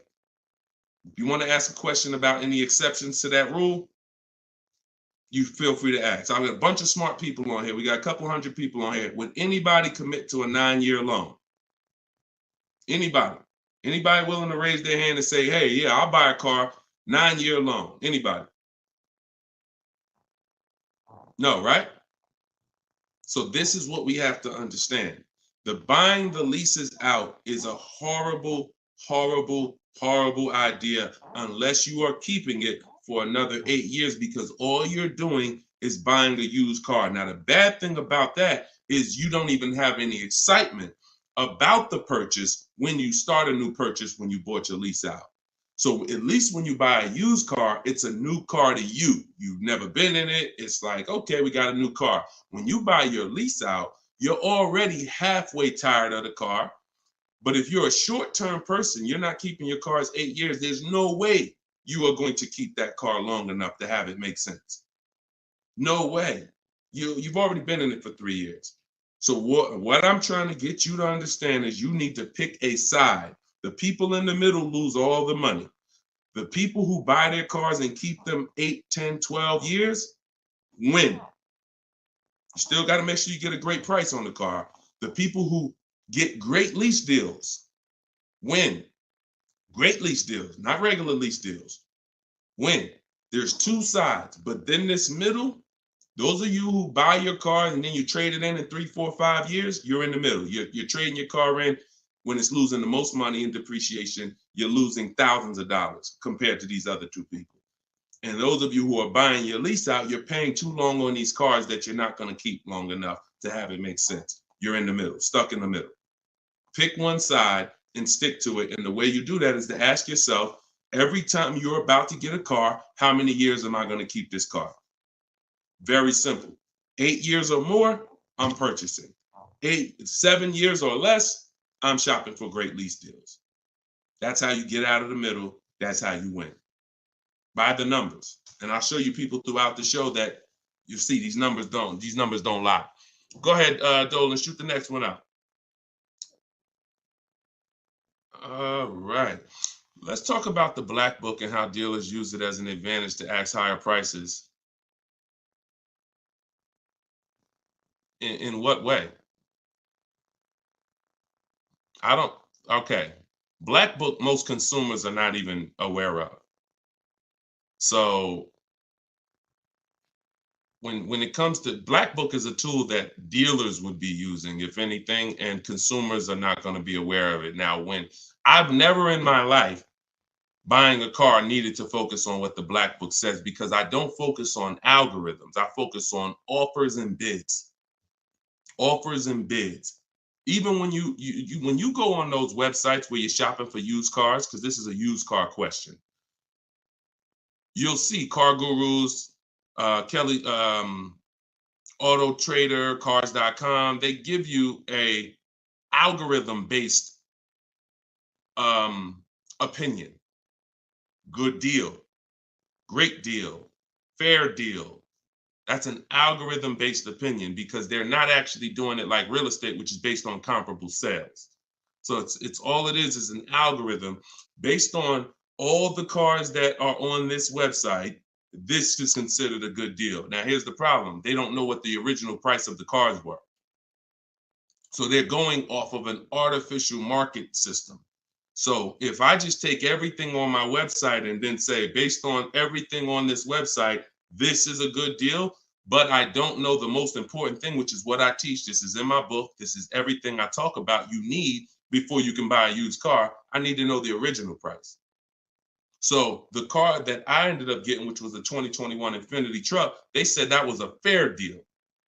I'm looking at it, and that's why I ignored it. So I don't even pay attention to it. But when I'm looking at these top 4 Infiniti trucks, they all look the same. They're all white. They're all the same year, 2020 at the time. It was 3 years old at the time. They're all within a couple miles, 26,000 miles to 36,000 miles, similar miles. So, and they're all asking between 30 and 32,000. So that's confusing for someone who's going to, now that's why they give you the algorithm, because what they're going to try to do is try to end the confusion so that you don't stay there and you buy something. But no, what you need to do is you need to get the original window sticker of the car. Now, Carfax has agreements with some dealers, some brands. But once I got the original window sticker, here's how the clarity comes in. What I just told you is the scenario that most of you who shop for used cars online, you've encountered that. I'm looking at 4 cars. They all look similar miles. They're all asking within, $1,800 of each other. How do I pick the right one? Right? Normal question. Once I got the original window stickers, what do I see? Well, one of them is $46,000 brand new. One of them is $48,000 brand new. One of them is $52,000 brand new. One of them is $54,000 brand new. And that's the one I got. Type clear if that just clicked for you. See, when I'm looking at the algorithm-based price, now you're telling me, oh, well, these cars are within $2,000 of each other. So really, no matter which one you pick, you really did okay. That's what you're telling me based on the algorithm. But based on the facts, if I accept the one for the lower price, because I think, oh, well, they're all the same. But that's the one that was $46,000 brand new. And the other one that was $54,000 brand new, that had all this special equipment in it and features and all types of nice stuff in it, that one they were asking $1,500 more. So I lost if I picked that lower price one. That's why we don't get stuck on these algorithms and black books and anything like that. We go to the market, we see what the low side of the market is, and then we're going to obtain the Carfax. I have a couple ways that I like to do it. Either through the dealer's website. I'm going to get the original window sticker of the car, and I'm not going to buy a used car without having the original window sticker of the car. How do I know what's in the car? Forget what the dealer's discounting. See, listen, my mission is to show you the science of shopping from home the way I teach, because my way is a science. It's not random. It's actual steps. They don't change. It's a system. McDonald's. Drop the nuggets in for 5 minutes. When you hear the beep, take the nuggets out. They're done. Don't do anything that I don't tell you to do. That's my system. Now, the other ways is the other part of my mission is to show you the hidden money that you haven't been trained to see in your car deals. And this is the hidden money. Looking at things that don't matter is the distraction. It's the time waster. What matters when I'm buying a used car, when I need to know whether I'm getting a great price on it or not, is how much it was originally. And what is the discount off the original MSRP? That's all that matters. That's all that matters. Okay? Different way of doing things. Different. And this is how I want you moving. Go ahead, Dolan. Next question.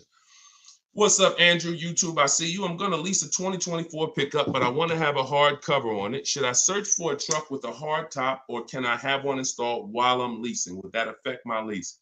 Great question. Usually anything, I mean, if you can see, here's the thing about seeing a truck that has it. A truck that has it, that option is going to residualize into the lease. What that means is, if it's a $1,500 hardcover, you don't pay $1,500 for it. You pay the percentage based on the lease. You pay the percentage you're using. Now, if you go and you put a $1,500 cover on it, after market or after the lease is sealed, now you're paying the entire cost for that. So my first goal would be to try to find one that has a hard cover built in and on that window sticker, because everything on that window sticker is going to residualize into the lease. Okay, good question. Good question. Go ahead, Dolan.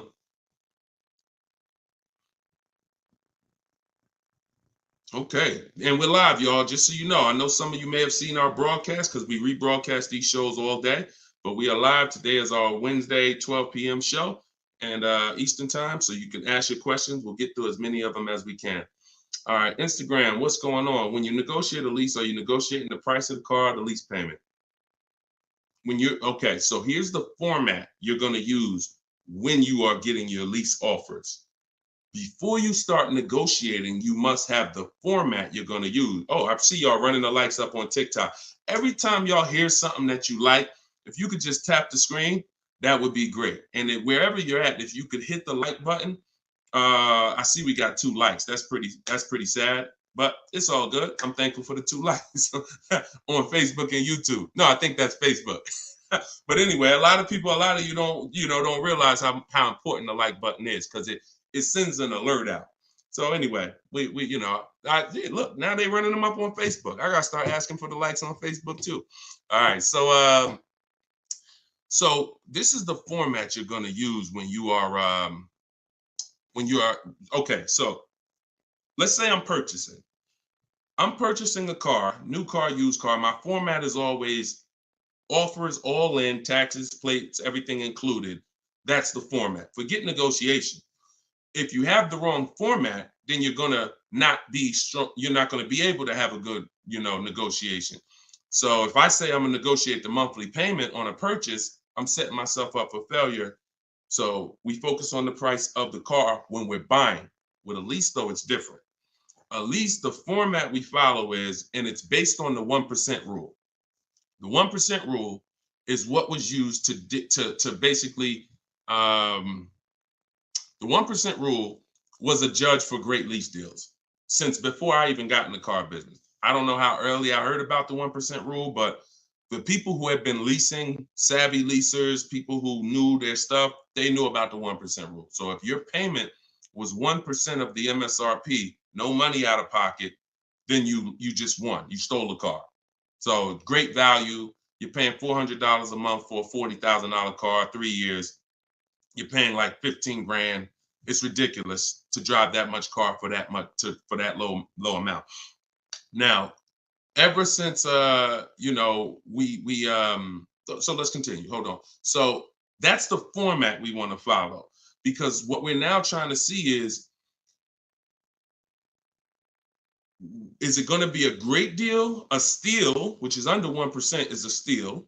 I call 1% to 1.5% a great deal, and then over 1.5% is a bad lease deal. So we're looking to see, but we need to follow that formula, that format, so that we can judge. And what that is we get our offers with first month's payment total out of pocket. Listen, we do not say the word down payment anymore. I want you to eliminate down payment. When you're shopping, I want you to eliminate the word down payment. Because who's had this happen? Be honest. You come in, you're talking to a car salesman, you're like, okay, I can put $2,000 down. Now, later on in that transaction, you end up finding out that the $2,000 down didn't include tax, didn't include the fees, and now they're asking you, well, how do you want to take care of those? Who's had that happen? Type me if you've had that happen. Oh, I thought that included everything. Now, I thought, 2,000 was like, or they'll look at you and give you a quote and say, okay, yeah, your quote is 2,000 down, X amount per month. And then you get up there and you say, hey, oh, yeah, it's 2,000 down, but you got to pay for your plates and then you got to pay for the taxes, or do you want to put those in the payment? So whenever you leave these things to chance, you leave an opportunity for you to, be surprised, and we don't like surprises. So what we say is total out of pocket or total due at signing. Either way, this is the amount that I'm coming out of pocket with. Everything else needs to be included. So we're doing our lease quotes with total out of pocket, only our first payment. Because when you lease, you pay your first payment and then you drive off. It's not like a purchase where the payment comes 45 days later. It's pay your first month's lease payment, then you drive. So that's all we are paying. That's it. First month's lease payment. Now, I'm not telling you that's all we will pay finally. You can keep that question up, Dolan. I'm not telling, because I want people to know that what question I'm answering, even though it might take 2, 3, 4 minutes to answer it. So there's plenty of scenarios where we are going to put money down. Once we have a great deal, we might want to lower that payment. So there's nothing wrong with putting money down as long as you know the risk and as long as you know, okay, I already got a great deal. You can't buy your way to a great deal with a down payment. You can't say, oh man, I don't like this deal. Man, all right, show me what it looks like with $5,000 down. And then they're like, oh, okay, yeah, I like that payment better. Let's do that. No, you're trying to buy a deal. You have a deal before the down payment comes in.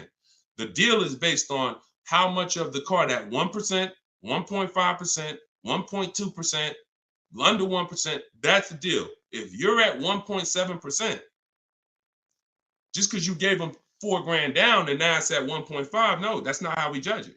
You bought your way to that payment. You're paying overall too much for the car. So that's the format we use. First month's payment total out of pocket, 12,000 miles per year, all taxes and fees rolled in, and we get at least 5 quotes. At least 5. You are not going to get to the money without at least 5 quotes. It's not going to happen. It's not going to happen because 80%, I work with thousands of people all around the country. Some of y'all saw my group. We got 1,600 people in my private group. That's, we have a couple thousand people, 4,000, 5,000, 6,000 people that have my book. So I get data from all around the country. I know you need at least 5 offers. 80% of dealers are overpriced. So if you get 4, 80%, if you get 5, 4 of those offers are going to be overpriced in 90% in most cases.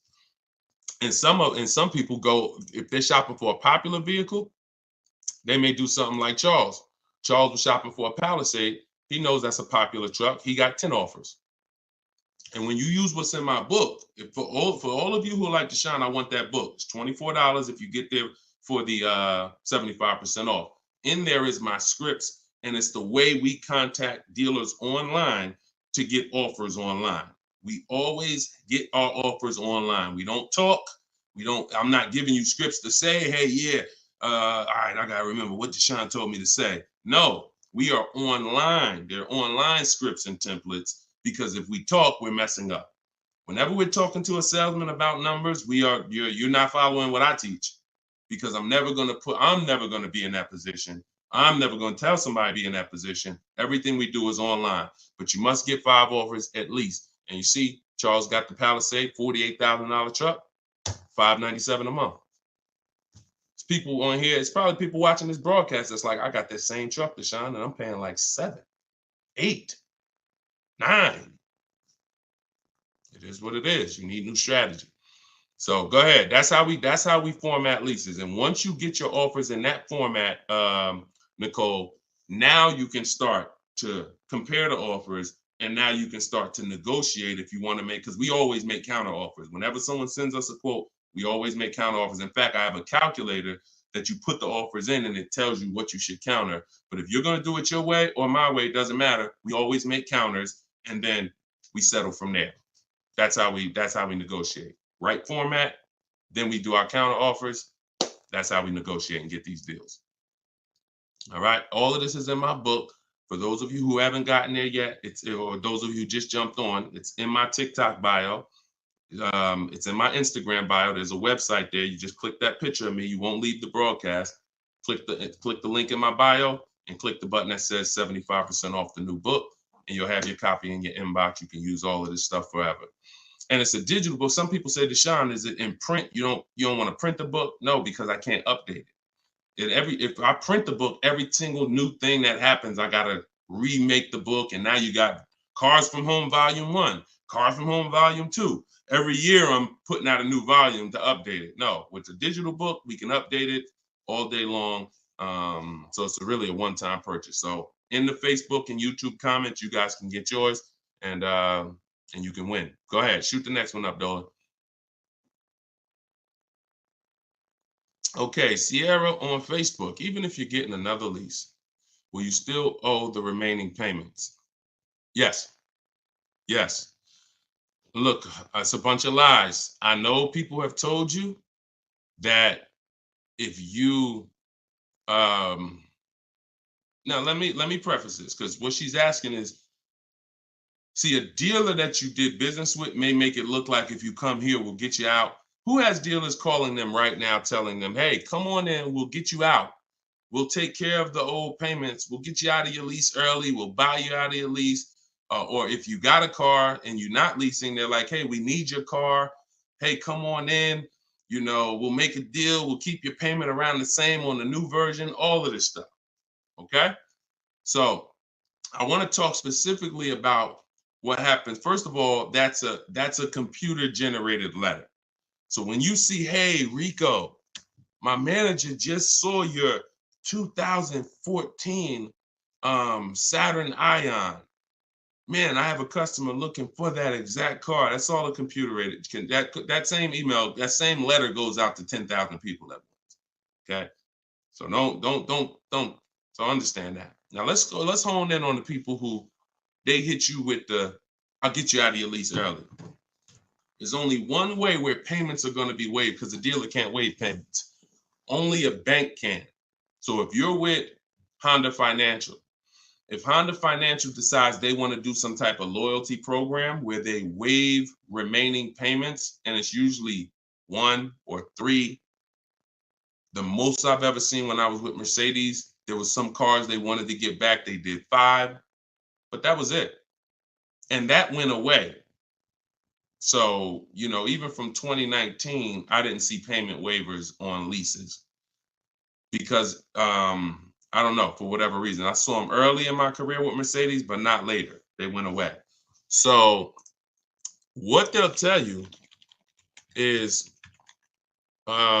we can get you out early and we'll take care of the payments. If they don't have a payment waiver, then they're rolling the payments into your next lease. And what they'll depend on is you're just so desperate for a new car that you'll just take it and you won't ask any questions. But when you shop the way I'm telling you to shop, which is we don't give our old car to the dealer until we make sure we can't make money. We don't just drop off a lease at a dealership. We do an equity assessment to see if there's any money in the lease that we want to make sure we don't give to the dealer. Because if you drop off your car and it's a lease and the dealer runs your payoff and they see, wait, the payoff is 18, but the market value is 21. Let's buy that, we'll make that, and we'll keep that 3,000. If they're going to do an equity assessment, see, here's what's crazy, and here's what you got to understand. They're doing an equity assessment regardless of whether you do one or not. We're going to do one. Every single lease that comes in that a person drops off, why do y'all think y'all seeing commercials now that say we're a lease return center? Bring your leases here. You go on a dealer's website and you see, hey, drop off your lease courtesy, because they know most of the public is not going to do an equity assessment. And if we do 20 lease returns, it's going to be money in 3, 4, 5 of them. So we'll do the other 16, make no money on them, because we'll make $7,000, $10,000 on those 4. We'll make 2, 3, 4 grand a piece on those 4. This is your money that you gave unknowingly. Now, equity isn't in every car. That's why I just laid out that most of the time it's not.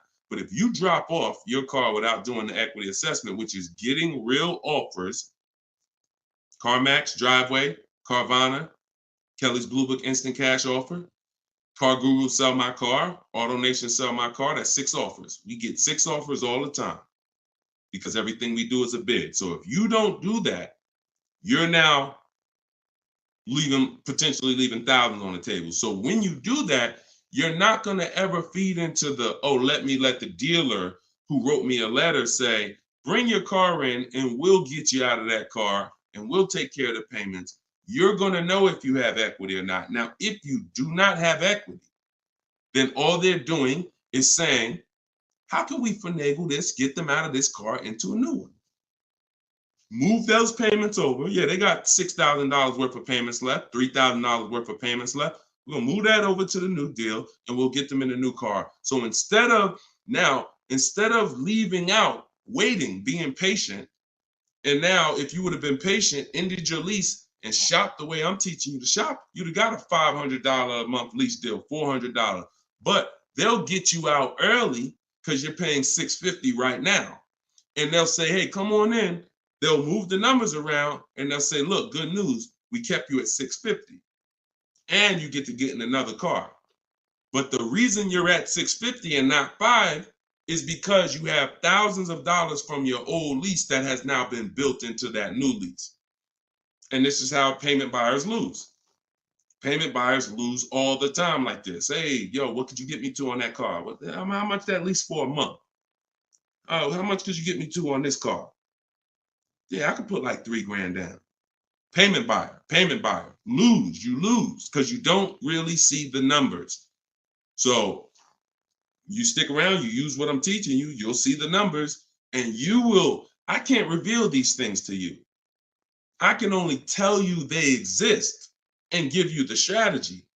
You don't believe it until you've seen it for yourself. All this stuff sounds good. If you've never used my stuff, this sounds good. You don't believe it yet. You hope it may work. Anyone who got my book, you're hoping this works. But once you use it, you're a believer. It's a difference. So we got, look, this is Tiffany. Tiffany wrote, she got the book. She sent me this the other day. She said, look at my deal. $44,820. I told you, everybody who has my book, I told you, email me your deals when you get your card. Look, $44,000 sticker. She got a $6,530 discount. And look, I'm not going to read everything she wrote because she's just praising the system. She's praising sitting there, negotiating from home, using the tools, winning. Saved more money on this new car, brand new car, than she's probably ever saved on any car. And she never had to go in a dealership to do it. Bids. So she was hoping this would work. She was on this show. If she got my book, she couldn't have been in my life more than a month. We just started the show. So she literally was hoping, all right, I'm going to use this, Deshone. But now it's not a matter of hoping. She knows.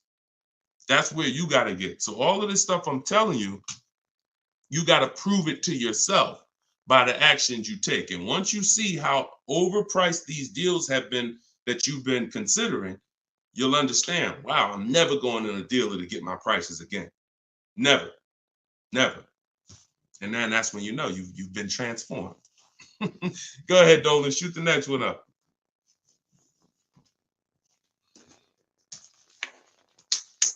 All right, Instagram. What's the best advice you can give to get the best deal on buying a car cash from a dealer? Forget how you're paying for it. Get bids. How you're paying for the car does not matter. See, people will walk in. If you walk into an 80% dealer with cash in your pocket, you're going to lose. Vicky, it's in my TikTok bio. She said, I want your book. Just click that picture of me. You won't even leave the broadcast. Everybody on Instagram, click the picture of me at the top. You'll see a website there, a little link. Click that. Get your book in literally 60 seconds and you come back to the broadcast. So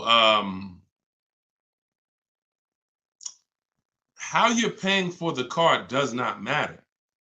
So people walk in and say, yeah, look, I'm paying cash. What's the best price you could do on this car? If you're in an 80% dealer, you there's nothing you can do. They can knock off because they're so high, and the discounts they're going to give is so. The only way they're going to give you big discounts is if they start at very high. If they got $5,000 of market adjustments, then yeah, they could say, look, you got me down. Look, I gave you 4,000 off. And I don't give anybody 4,000 off. This is a popular car. They're still using they'll still tell you on, hey, it's not a lot of cars out there. They're still running with that story, because if you believe it, they won. I told you, the name of the game with car sales is not you winning, it's you thinking you won. So they'll throw stuff out and they'll make you think you won, and it's based on what you say. If you come in saying stuff like, man, you know what? I've been to 2 dealers. You're the first person that got this car. Okay, you're going to pay me more for that. I'm just telling you how the wolves think. I've been next to the wolves long enough to know how the wolves think. So everything you're saying is working against you and you don't even know it. Man, I need a car this week.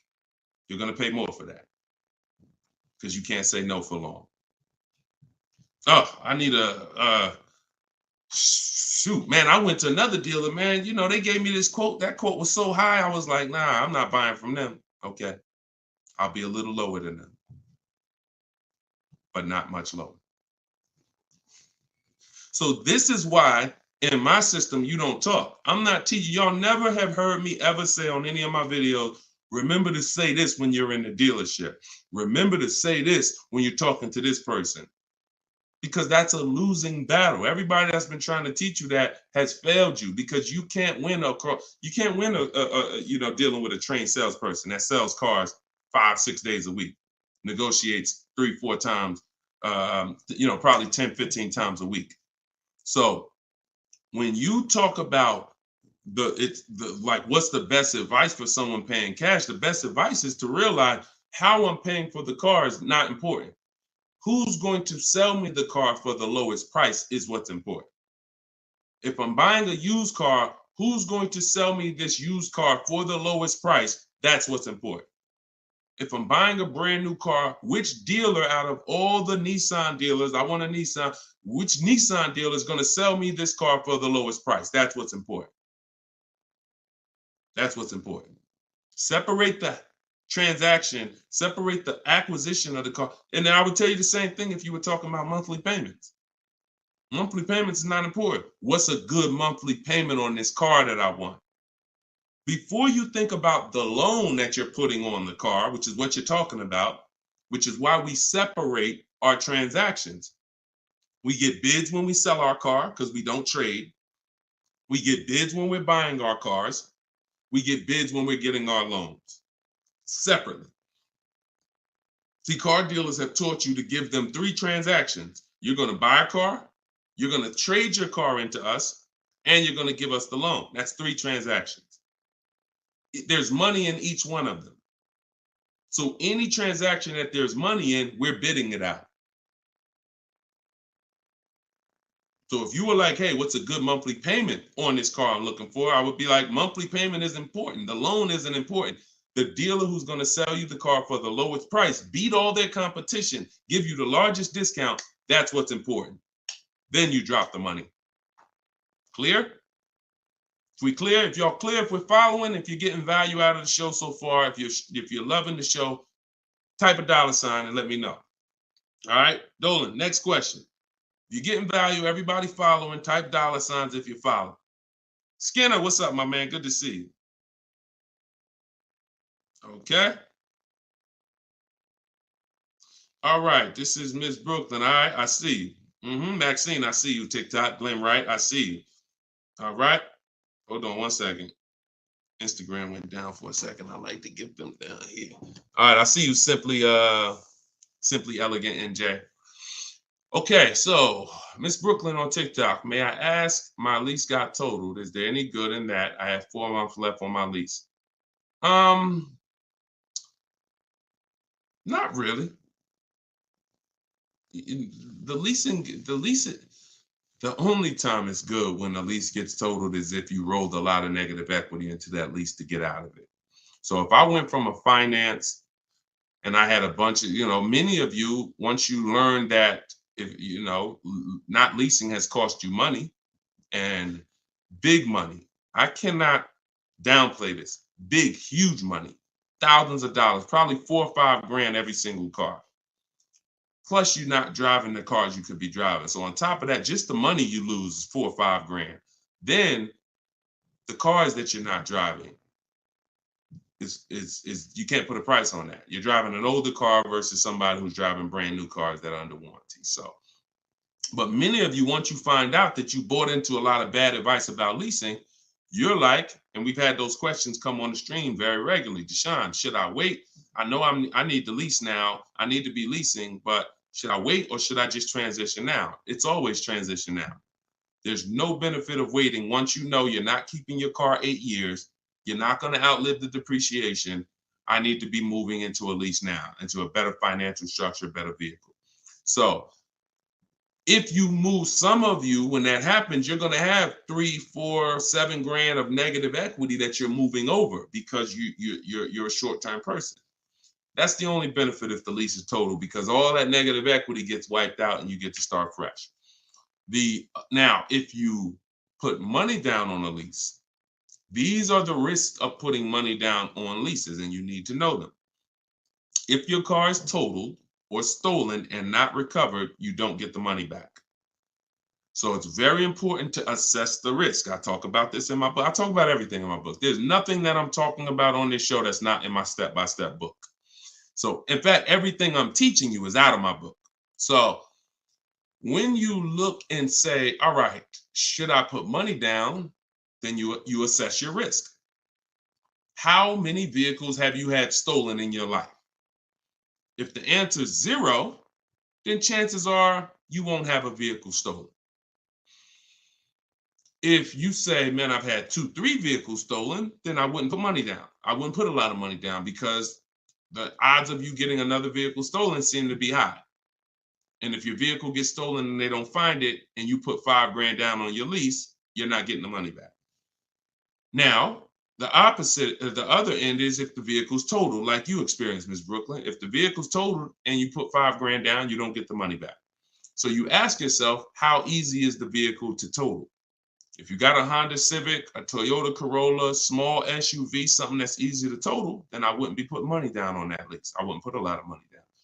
I've had people put money down on SUVs and bigger sedans and bigger, S-classes. When I was at Mercedes, people would lease S-class for like $1,400 a month.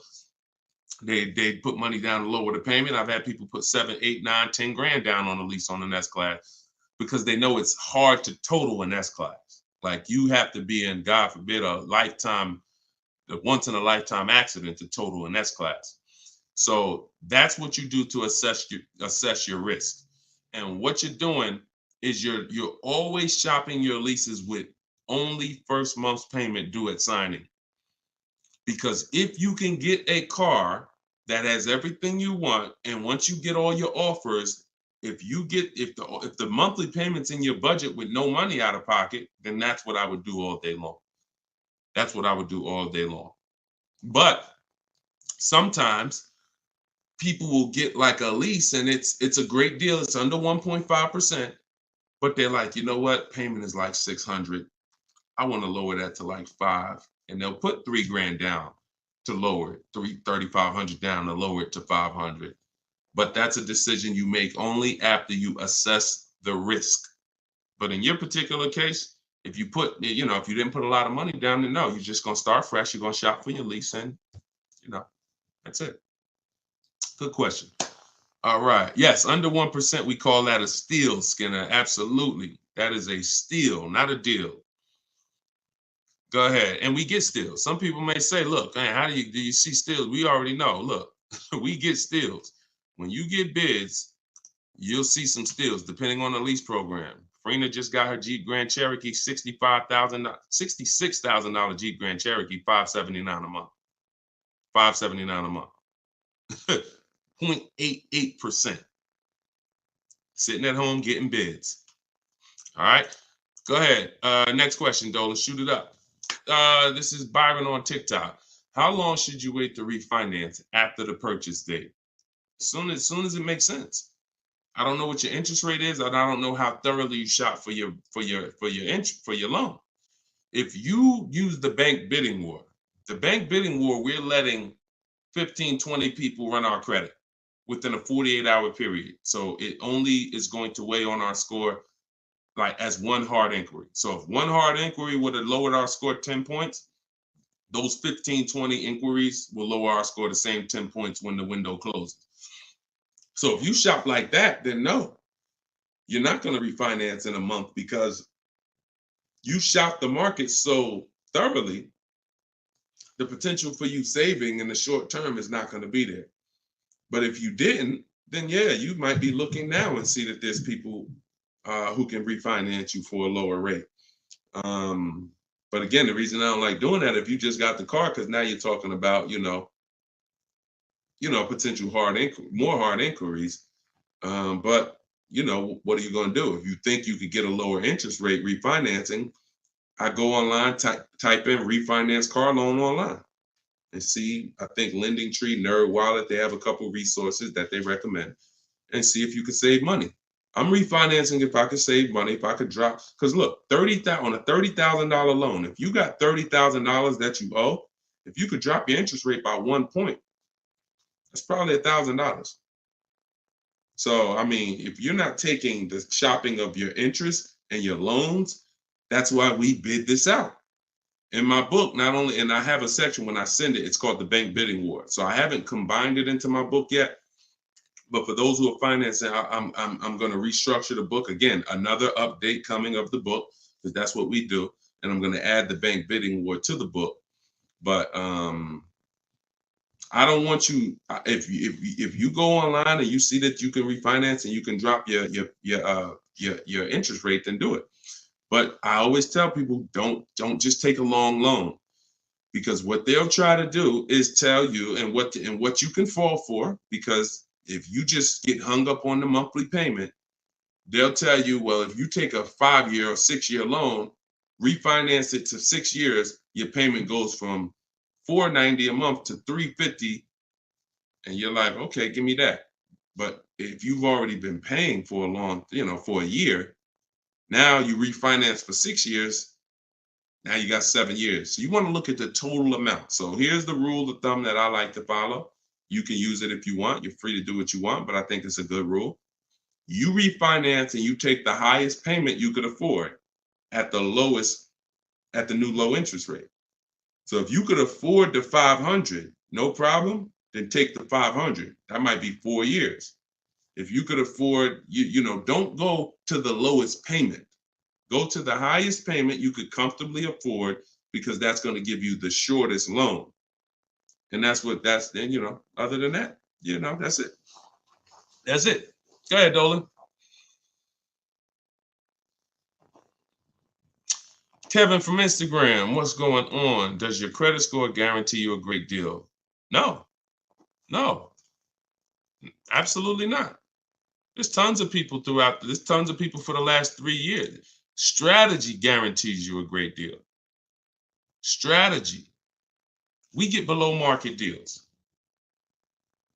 There's no one using what I'm teaching. There's no one using what's in my book that's following my strategies and that's not getting below market deals, because we see the market.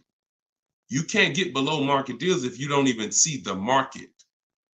How you going to get below market deals? You got one offer. You got 2 offers. You get what I'm saying? How do you know what the market is?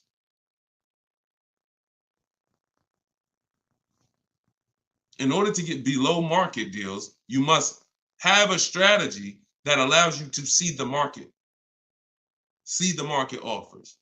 See the widespread. Look at used cars and say, man, this is everything within 100 miles of me. Narrowed down, blah, blah, blah. I see the market. So, and there's people with not great credit that are going to use the strategies to buy at a below market price. So strategy is what gets you below market deals. You can have great credit all you want. You have no strategy, you will pay market value or higher. Because below market deals are reserved for the people who have the strategies to get them. Nothing to do with credit. Nothing to do with credit. I tell you, if you have bad credit, your goal should be the only people I'm overpaying, and I'm not overpaying because it's all I qualify for is my loan. My bad credit is not between me and the dealer I'm buying my car from. My bad credit is between me and the person who's lending me the money to buy the car. If below market price on this car is $18,000, if I don't have any strategy, then I'm going to go in and I'm going to buy it from them with bad credit and end up paying 21 plus the high interest rate, bank fees. And not only did I overpay for the car, but now I'm paying 15, 20% interest. That's what most people do. No strategy. So people with no strategy get killed two ways if they have bad credit: the loan and the price of the car. But when you have strategy, the only person who you should be paying more than average is the person who lent you the money. But they should be looking at you and saying, you got a great price on the car. Goes back to what I said about 15 minutes ago on separating our transactions. We separate our car purchase from our loan. The dealer who's going to sell us the car has nothing to do with the person who's giving us the loan. These are two separate bids. So my loan, because my credit's bad, is going to be a higher interest rate. Understandable. But I'm going to use the bidding system, get multiple offers, and I'm going to get a great price on the car. Separate. All right. It's a good question. It's a good question. And I'm sure a lot of people had that same question, Kevin. Go ahead, Dolan. All right. Appreciate y'all running the likes up on TikTok. If y'all can keep tapping the screen. Thank you, Ambitious73, for sharing the broadcast. Shout out to the sharers. On Instagram, y'all see next to the comment section, there's something that looks like a little paper plane. If you hit that, you can share this with a couple of your friends. You should certainly be sharing this with your best friend because they might not be friends. I'm going to be honest with you. If I had a friend and he was watching this stuff, shopping for cars, and didn't tell me about it, and I went out and I just went and if there was this new way to car shop to save all this money and he didn't tell me about it, I'd be a little upset, especially when I bring my car home and realize, dag, I overpaid for it, $5,000, $10,000, or dag, I didn't even know about leasing. You know, my parents told me, man, I should never lease. Oh, you don't listen to this guy, Deshone? Nah, man, I don't lease stuff. No, you need to listen because if you're not keeping cars 8 years, he's going to show you why you're overpaying by thousands of dollars by not leasing. It's not even close. Oh, for real? All right, I'll watch him. Then next thing you know, he's seeing me, but he bought a used car last year, or he bought a car that he's now in a finance with, and he's like, man, how long you been watching this guy? Man, I've been watching him for 2 years. You couldn't tag me in a video? You couldn't tag me how many people come on my stuff and say, Dad, I wish I would have saw this before I got my car. We're trying to prevent that. I don't want your friendships destroyed. Not only am I trying to save households financially, I'm trying to save friendships. All right, go ahead, Dolan. All right, we got the next one up. Jason, should you use MSRP minus dealer incentives to calculate the 1% rule or the MSRP without the incentive? Nope. MSRP. I showed y'all this the other day. I'm going to show y'all this again. Well, I showed people on the broadcast the other day, right here.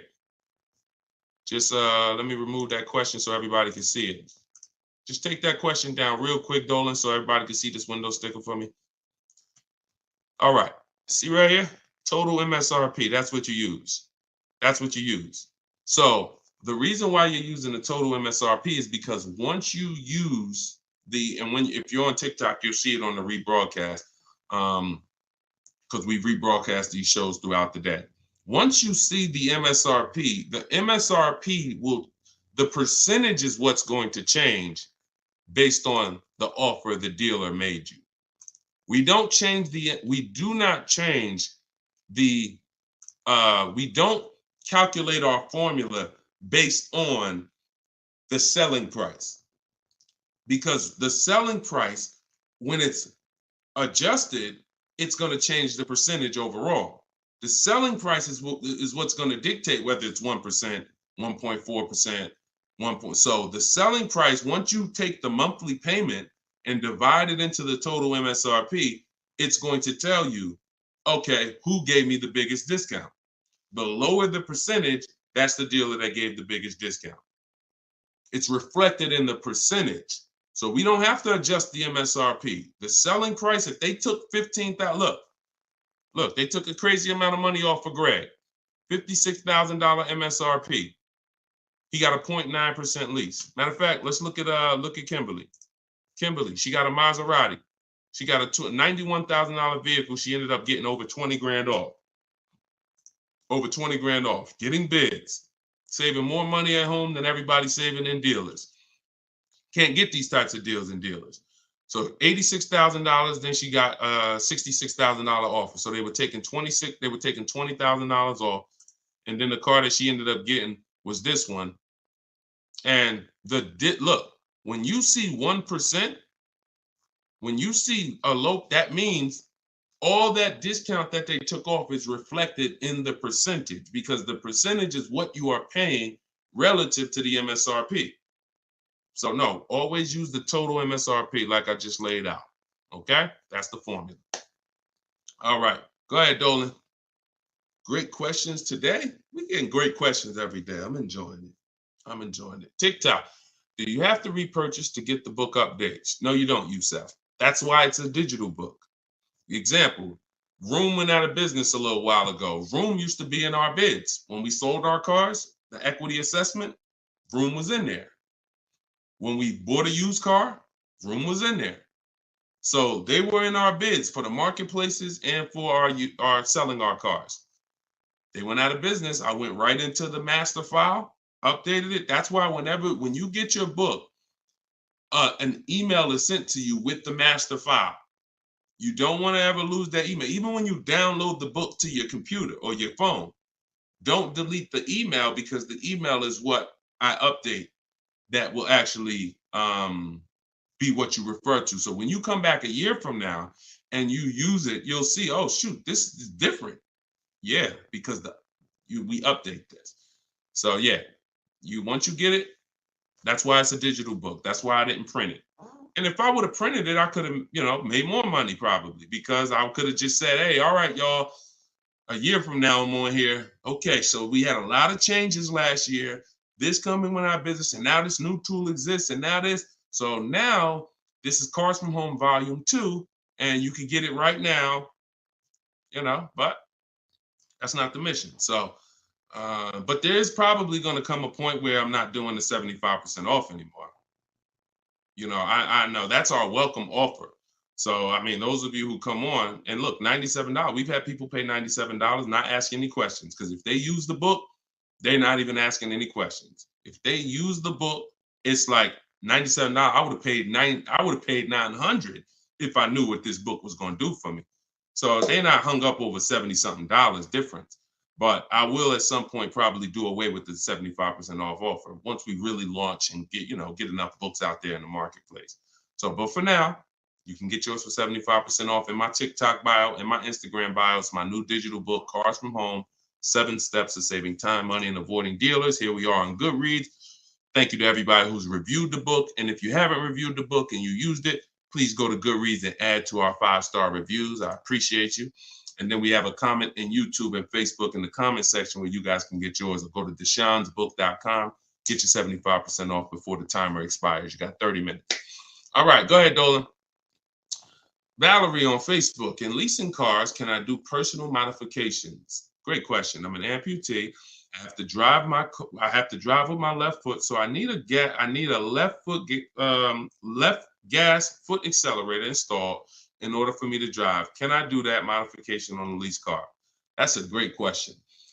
Anything that can be restored back to factory, then you can do it. Like if you are going to, now you tents, they don't require you take off tents because some people like, that's a serious question. Can I tent my car on a lease? Sure. They don't usually sweat tents. But things that really like are changing the makeup of the car like this, it depends on if this is removable or not. If it's removable, then of course. If it's not, and it's a permanent adjustment, then I would say no, because they're going to bill you for that. And so what I would do if I'm you is I would only be, if you're not keeping your cars 8 years, now the mission is still to beat depreciation. To beat depreciation. So you don't want to buy a car, especially you, because you're making a custom update that will lower the value of the car. So whatever car you buy, Valerie, let's say your car's value would have been like this, going down over a 3 or 4 or 5 year period. Because of this adjustment you're making, it's going to go like this. Because if that update that you're making can't be removed, then you lower the amount of people who are interested in that car when you go to resell it. So what I would tell you, if you're not keeping cars 8 years, then you should only be buying pre-owned cars. That's going to be your smallest losses. Don't buy new, because when you, again, buying new and you doing your modifications on them, you're going to destroy the value of the car. You're going to lose so much money in depreciation and resale. So I would only be shopping for a used car if I'm you, unless there's a way for you to remove the modifications once you do them. Even if it costs you $1,000 to remove them, you're up, because the amount of money you're going to lose by doing that type of modification. I say the same thing to people who like to put, big exhaust systems on their cars. That's valuable to you, but you're lowering the value of the car because that's not valuable to most buyers. So if you spend $3,000, $4,000 on a fancy exhaust system and all of that, not only are you not getting that money back, you're lowering the car's value overall. So in your particular case, that's what you do. See if you can pay to get that car restored back. I do that all day long. And then I would lease. And before I turn the lease in, I would pay the money to restore it back to stock. Okay, that's a couple options, and you choose what works for you. Okay, all right, good question. All right, trying to buy the book. Link to the site is not loading. Just go to deshonsbook.com. Deshonsbook.com. And you can spell my name out. You can open it in the browser. I'm not sure why we got a lot of people that go to TikTok and get their book. So I haven't heard that. But if you're having issues, then don't let small obstacles stop you. Just go to deshonsbook.com and get your 75% off. Okay, this one is from YouTube. Is it better to get a loan from a bank that you choose, or is it better to use dealerships banks? We get bids. So I created a process called the bank bidding war. Now, there's so much money in your loans. There's companies that want to give loans. They don't sell cars. So that should tell you something. If there's plenty of companies in this world that want to loan money, they don't sell cars, then that should tell you there's a lot of money in the loans. So what we're doing is we're doing a bidding war, because everything we do not shake hands with anybody without a bid on anything. I'm not giving my old car to you without a bid. I'm not getting a loan from you without you winning a bid. I'm not buying a new or used car from you without you winning a bid. So we're not doing the bidding process until after we find the dealer who's going to sell us the car. Once we find the dealer who's going to sell us the car, won the bid, one dealer who says, okay, I beat all my competition, now we're buying from them. We are going to lock up that car with a deposit, and we're going to go home and we're going to start the bidding war. So the bidding war is 3 rounds. It starts before we look for the car, because we want to see if there's any special interest rates. So if I'm shopping for a car, round 1 of the bank bidding war, this is also in my book. And as I said, when you get your book, you'll actually see I'm sending you 2 files. I'm sending you the book. I'm sending you the bank bidding war blueprint separately, because I haven't added it to my book yet. But Round one is to see if there's any special interest rates, because if the car I'm looking at has a 0% interest rate from the manufacturer, or 0.99% or 1.99%, everything else is eliminated. There's no reason for me to look anywhere else. Now we always have to see what the term is, because sometimes they'll say 0% for 36 months.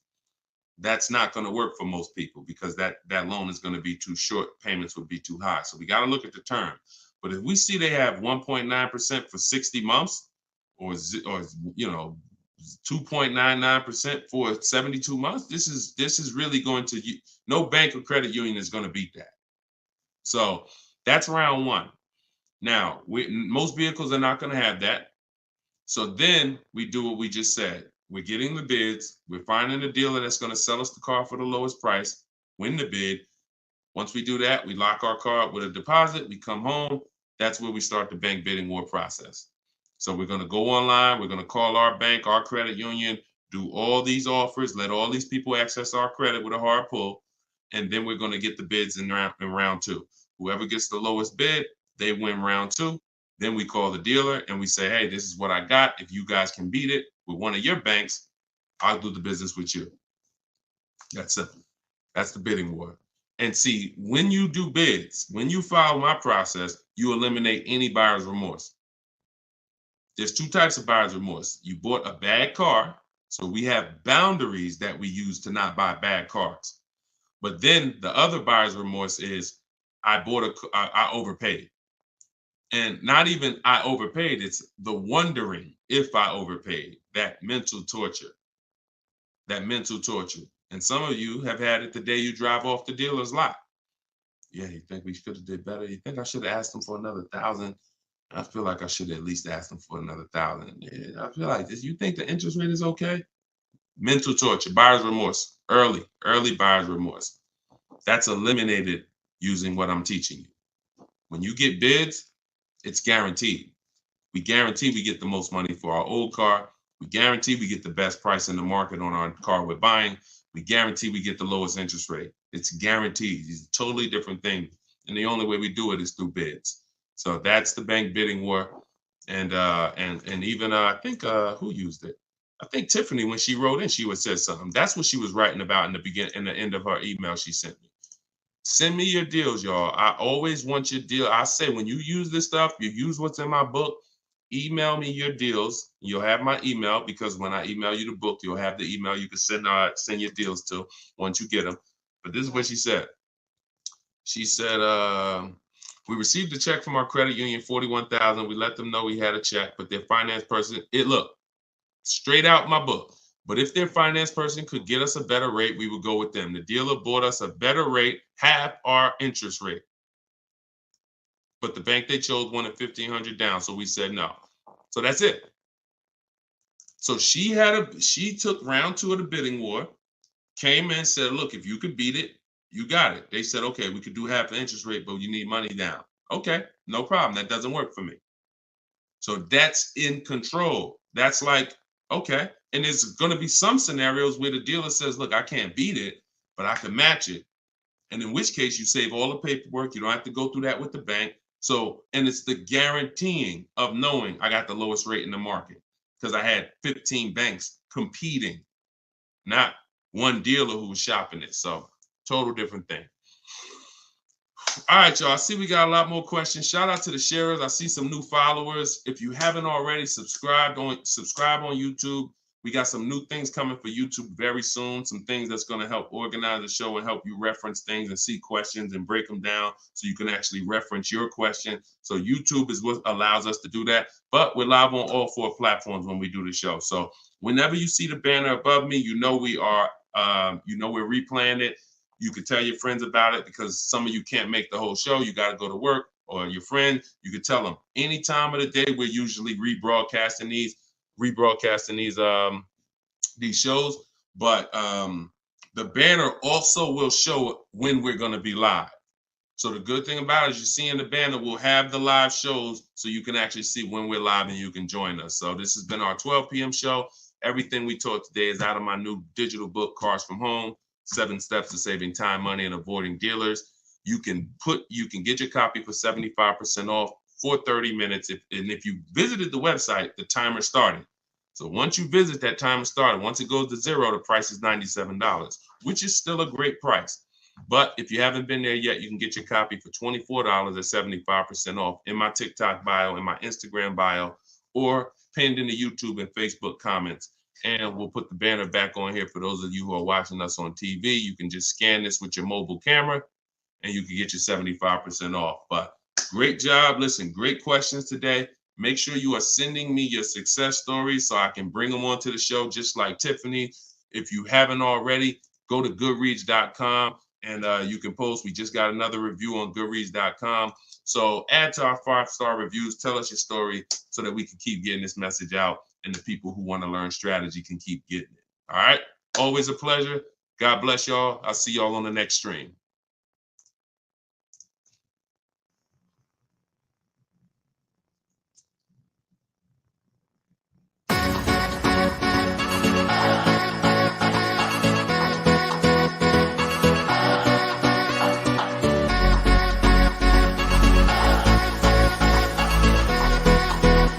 The worst possible thing you could say when you walk into a car dealership. I spent 5 years with Mercedes-Benz, 5 with General Motors, and the worst thing a person could say when they walk in is, if you could just get me to this payment, we got a deal.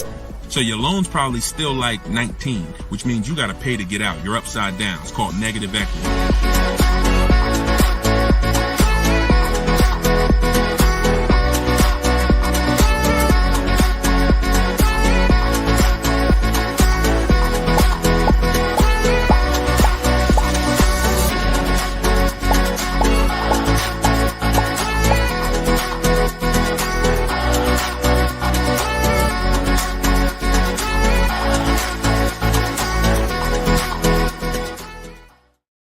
What's up, everybody? Welcome back to Car Shopping Questions and Answers. I'm your host, Deshone the Auto Advisor. This is episode 12, and we do these live shows to make sure that those who are committed to financial literacy get the insider strategies they need to get below market car deals. And the only way you're going to do that is by using strategy. So that is what we teach here. I am all about giving you the simple strategies you need to sit at home and let dealers bid for your business, let banks bid for your business, and let people bid for the cars that you're going to sell, not trade. And that's what we do here. So for those of you who don't know me, my name is Deshone the Auto Advisor. I spent 14 years in the car business. And since 2020, my mission has been to create smarter car shoppers, buyers, and owners. So if this is your first time ever seeing us on a broadcast, could you type the number 1? What's going on, Lisa Jane? Good to see you. I appreciate it. Hey, you're the best. I appreciate it. Listen, you keep using what I'm teaching, you're the best. I just love people who are committed to their money, because the wolves, the 80% of car salespeople who you deal with every day, and you don't know how to find the best car salespeople to deal with, those people are committed to their money. One thing about the wolves and the sharks is they are committed to making their 15, 20, 25, 30 grand a month, and they do not care who gets in the way. When you walk in, you're a casualty of war if you don't know what you're doing. So that's what we do here. So you guys can start typing your questions. I do have my man Dolan in the back moderating. He's going to bring your questions into the show. And if you're watching and you see the banners, that means this is a rebroadcast. But if you don't see the banners, we're live. And right now we're live. This is our Wednesday, 7 p.m. live stream. Okay, so once we get a couple questions, my man Dolan will bring the first one in. We'll get the show on the road. But the simple housekeeping, for those of you who don't know, I am the author of the new digital book, Cars from Home. We're rated 4.94 on Goodreads.com. Thank you to everyone who's reviewed the book and used it.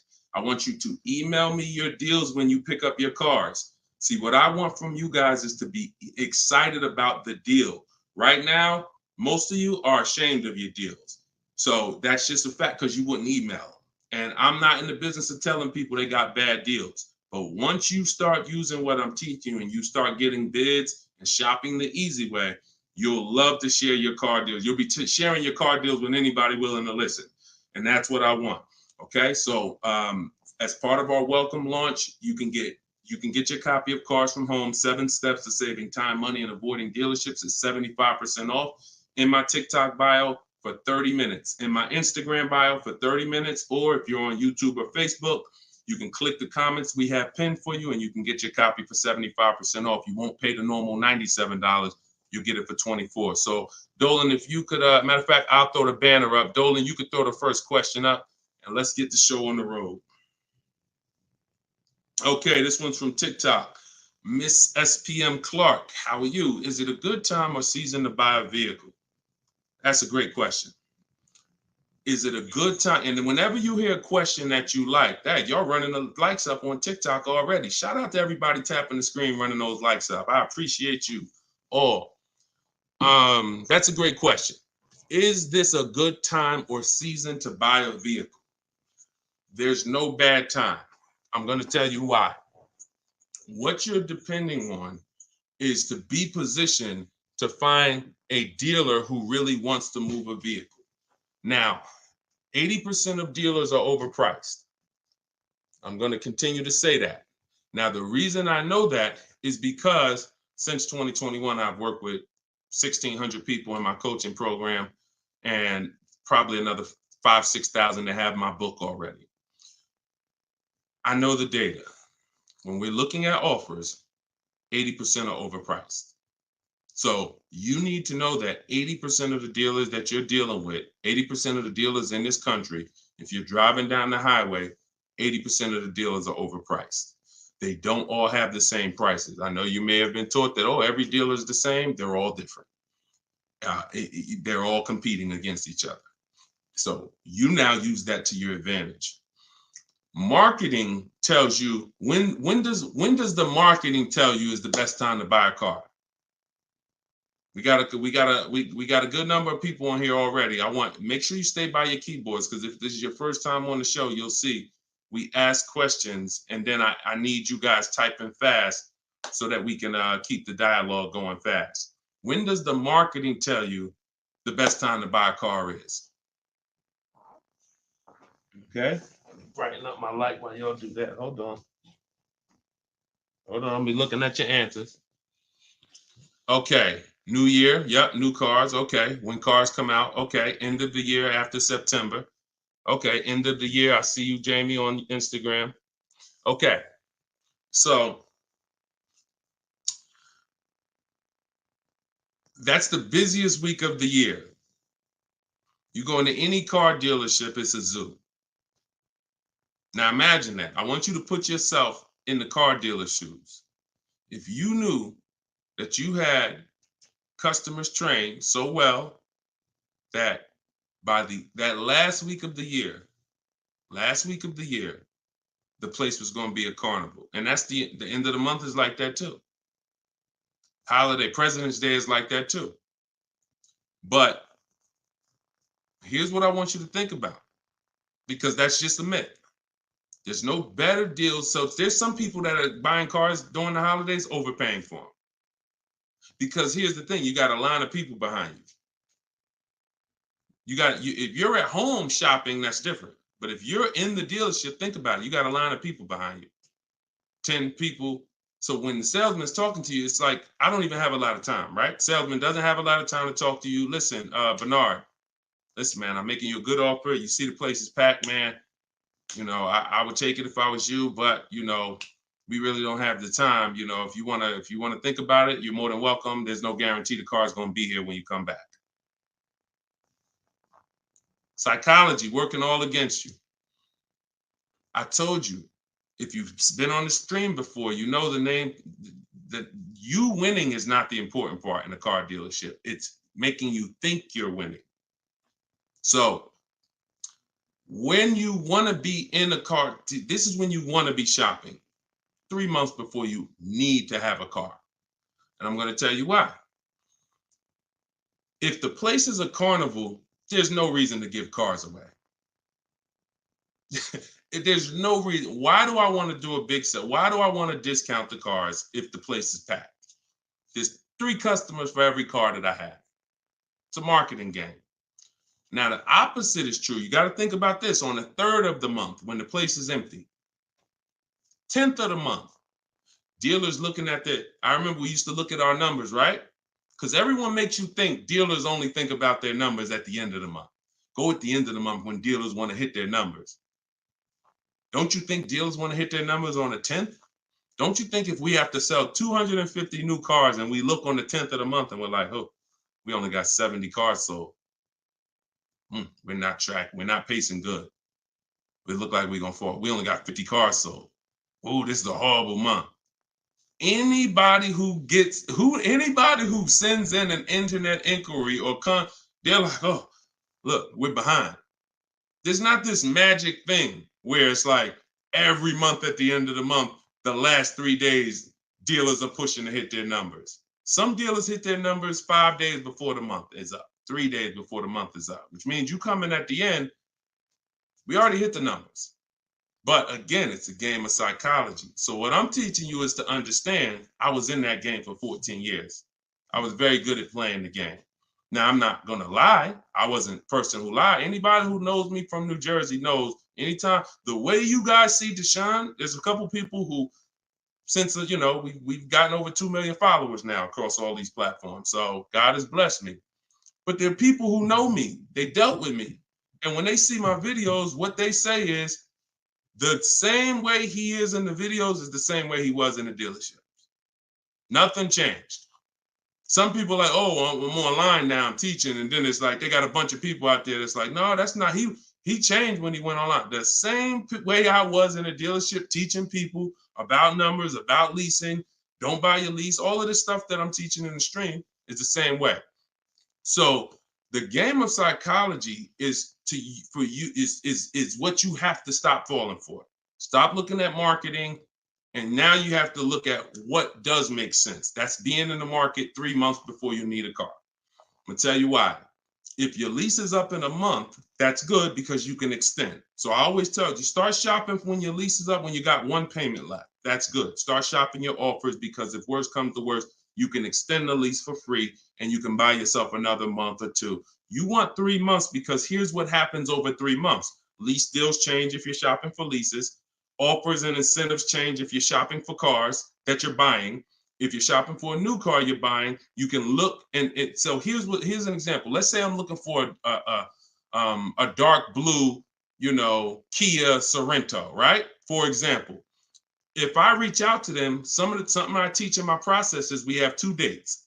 2 dates. Those of you who have my book know this. Some of you have seen it in my free social media videos. 2 dates. As soon as date, no later than date. As soon as date is the soonest you can say yes to an offer. That's the soonest you should be looking at offers. You shouldn't be looking at offers if you can't say yes to it yet. Wasting time. Then the second date is the no later than date. That's our deadline. So the time between there, I like to see 3 months because when you reach out to a dealer, one of the things in my template in my book, one of the things you should say if you're talking to a dealer is, I can make a deal today, but I don't need a car until December, whatever. Whenever that is, in the summer, whatever. Because the time in between that is your leverage. That's the time where you could say no. That's the time where everyone else who's going in the dealership, the way everyone else shops, they're going in desperate. Oh, I need a car today. I need a car by Friday. All of the stuff they're saying out their mouth that's going to make sure they pay more because car sales people hear that stuff. And so you're not saying that. You're saying, hey, if you got a blue one and it's not going to be here for 8 weeks, I'm interested in that. See, they can't present that to these other customers that are there desperate mode right now. That car that 8 weeks away, can't present it. So inventory changes on a month-by-month basis. Incentives and rebates change on a month-by-month basis. I'm gonna tell you the biggest thing though. Let's go to used cars. Price trends change on a month-by-month basis. So when we go to shop for used cars, we always have on alert so that every single new car that hits the inventory pops up on our phone, in our email. Everything I'm teaching you is in my book. Now, I don't hold back. You can get it any way you want. You can get it on the stream. You can get it on my videos. You can get it in my book if you want it all in one spot. But so when we do this, everything new is popping up. We can see the price changes. We can monitor the price changes. But the biggest thing is when a dealer needs a deal, you're positioned. Let that sink in. I just gave you a scenario a couple minutes ago of how it looks when a manager comes in and says, all right, y'all, we got to have a meeting. Okay, y'all, it's the 10th of the month. We only got 50 cars out. We got to sell 250 cars by the end of the month. We're way behind. Anybody who is real, that's what we call a real customer, a real buyer. Get them on the phone and see if they're open. We're not turning away any reasonable offer today. Now, for those who are desperate, need a car today, need a car this week, those people been going. They're never going to get these phone calls, very rarely, because they're moving so fast. You position. You in their email. Tom knows Sparta is been emailing me. He told me he doesn't, or she, I can't tell if it's, I can't tell by your name, whether you're a man or woman, but let me see. Sparta, hey, I know I couldn't get to your offer before. You still open? Yeah, thank you. What you got? Position. So you can't do that when you're desperate and when you're shopping. Now, if you're in an emergency, understood. You totaled your car, you need a car in 2 weeks, understood. We got plenty of people who get in, use my stuff, they get their car in 2 days, they get their car in. That's why my biggest thing is teaching you the strategies you need to get below market deals in 48 hours. But the benefits of having time can't be measured. The benefit of being able to look at deals, have dealers call you. I had one of my people who listened to me. He had a Kia Telluride. The general manager called him the last day of the month and said, look, if you could get this done today, I'll take $5,000 off the price. That's the one he ended up going with. His name is Wendell. So I don't say there's a best time to buy a car because I've seen deals at the beginning of the month. I've seen below market deals at the end of the month, non-holidays, holidays. I've also seen people overpay with no strategy at the beginning of the month, the end of the month, the holidays. So you get what I'm saying? Y'all understand that? It's all about being positioned. And if you can be positioned, you'll find that you'll love getting those calls and those emails. Like, man, all of those people, when I reached out to them, they act like they didn't want to do a deal or they couldn't get to my number. Don't worry. 2 years ago, I was shopping for my mother's Mazda CX-5. I reached out in October for the offers. I looked at the offers, didn't like them. Then I reached out in November. Same salespeople. They knew me. They know I'm serious. But hey, I didn't like the offers last month. Didn't like the offers in November. December, guy calls me or emails me, Deshone, I got this car. Let me know if it'll work for your mother. I think I can get to your number on this. Saw the car? Yep, car works. That's the one we ended up getting. Strategy. All right, that's how I want y'all moving. Go ahead, Dolan. Next question. This one's Lisa Jane from TikTok. How are you? And we are live, y'all. This is our Wednesday, 7 p.m. live stream. So if you don't see the banner, that means we're live. If you see the banner, that means you're watching the replay. People watch the replays all throughout the week, so people get value out of replays. But if you are not seeing the banner, that means we're live. So ask your questions. Time to turn in my lease. I'm already over the sales guys, not sure how to start. First thing you're going to do, sounds like you've decided you're going to lease again. So that would be the most important question. That's always the first question because that's the foundation of your deal. Leasing versus purchasing. I always say, if you've been on a show before, you can't get a great deal if you purchase, but you should have leased. Impossible. So once you decide that, now we're going to do an equity assessment. So we are no longer, Lisa, going to turn in who's dropped off a lease to a dealer at any time in their life. Type 1. You had a lease, you've just dropped it off or returned it to the dealer. And what you're going to see now is you're getting a lot of dealers that say, we're a lease return center. Bring your lease in. We'll ground your lease for you. Even sometimes it's not even their brand. They sell Hondas and they'll say, hey, bring any lease and we'll return it. The reason they're doing that is because they're going to do an equity assessment. So the reason why right after you decide whether you're leasing or buying, that's my process is 7 steps. That's why my book is called Cars from Home, 7 Steps to Saving Time, Money, and Avoiding Dealerships. Step 7 is delivery. That's the end. But the first step is lease versus buy, 8-year rule. Second step is equity assessment because you need to understand that every time you give your car to a dealership, either dropping it off on lease or you trade, they're assessing your equity. They're assessing the position of what the vehicle is worth on the market. We do that. We never let the dealer do that before we do that. And the only way we do that, we don't use Blue Book, we don't use Black Book, we don't use any algorithm sites. We have a huge advantage with cars we don't have with houses. That's we could get offers. We can get real offers. Imagine being able to, at any time, if you're a homeowner, literally get no obligation offers on your home. You could just put your home, you could just go to buyers and say, here, this is the kind of house I got, and you could get multiple offers. Hey, I'll pay this for it, I'll pay this for it, I'll pay this for it. That'd be amazing, but you can't. So all they have with homes is algorithms, Zillow, Zestimates, and all of that. With cars, we can get real offers from the people who compete to buy cars. And this is our first step before we budget, before we think about what car we want, before shopping, we are doing an equity assessment. So what that looks like, Jane, is Lisa, is you're going to call your leasing company and you're going to get the payoff. There's two types of payoffs, a customer payoff, a dealer payoff. Depending on the brand, sometimes they're the same, sometimes they're different. Sometimes the dealers don't have to pay taxes. And so it depends. There's no hard rule, but you're going to get the customer payoff. Customer payoff, then you're going to ask them if you, that step is the same for everyone, whether you own a car, you lease a car, doesn't matter. Only people who don't have to do that is if you have a paid off car. You skip that step and you go right to the next step. But if you have a lease, you're going to ask an additional question. Do I have a third party restriction? If you don't have a third party restriction, you can sell to the highest online bidder. The bidders that we're going to get, if you own your car outright, you can sell to the highest online bidder. You have a lease with no third party restriction, you can sell to the highest online bidder. If you have a finance car with a bank loan on it, you can sell to the highest online bidder. The only people who can't sell to the highest online bidder are leases with third-party restrictions. So you're still going to go and get the offers from the online bidders because you want to know a roundabout of what the car is worth. So we're going to go to CarMax. We're going to go to Drive. We get 6 offers. This is the equity assessment laid out in my book, step 2.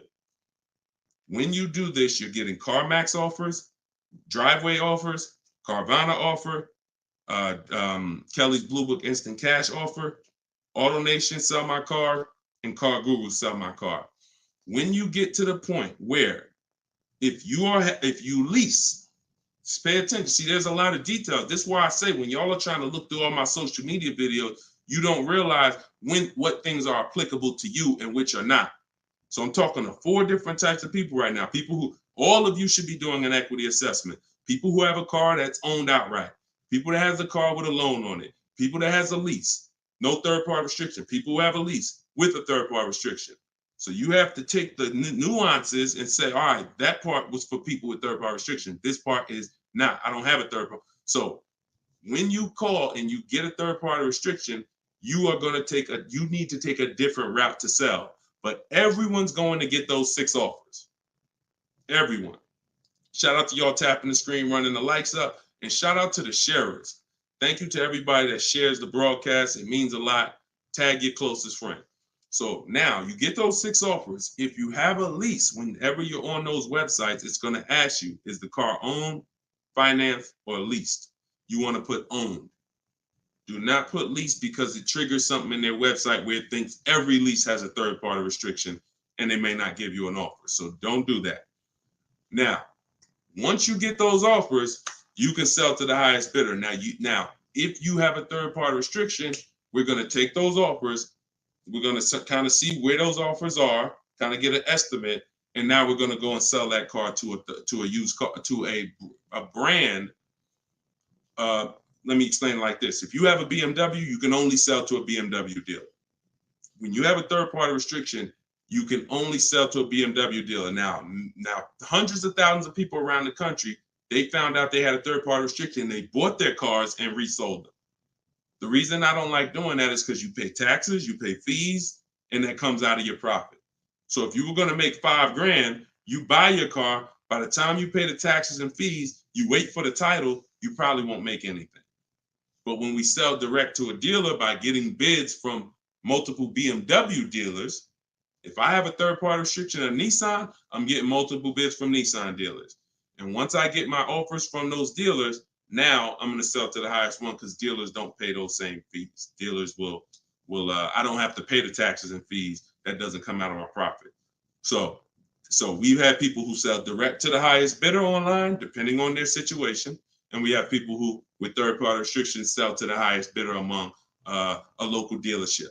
But we must get bids. Doesn't change. We get bids no matter what. So some people say, Deshone, I use what you teach. I went on those websites. They said they don't buy leases. You didn't do what I told you to do. You put that it was a lease in there, and then no, you don't. No, you have a third-party restriction. We sell to a dealer of the same brand. We get bids from multiple dealers. That's what I'm saying. So it's laid out in my book. If you want the roadmap, if you don't want to try to remember this, TikTok bio, Instagram bio, comment section on YouTube or Facebook, or you can scan the QR code, get your book for 75% off. You won't pay the normal. Hold on one second. Let me turn this off. You won't pay the normal $97. Okay, so that's the equity assessment. When you said, Lisa Jane, I'm not sure how to start, that's the process. Because we never return a lease that has equity. We don't return a lease until we find out that there's no equity. If there's no equity, then we'll drop off the lease and we'll shop for our replacement vehicle. All right, good question. Go ahead, Dolan. Good evening. How do I narrow down the luxury brand of car desired after filling out the shopping sheet? I'm looking at cars. Once you fill out the sheet and you're looking at, you're talking about you're in the step 4 shopping. Val, you're trying to decide what you want. Hold on, let me be clear. If you're in the phase where you're trying to decide what we want, we see in step 4 we have a whole process, a whole step that's called shopping, not buying. See, you need to clearly separate those two things.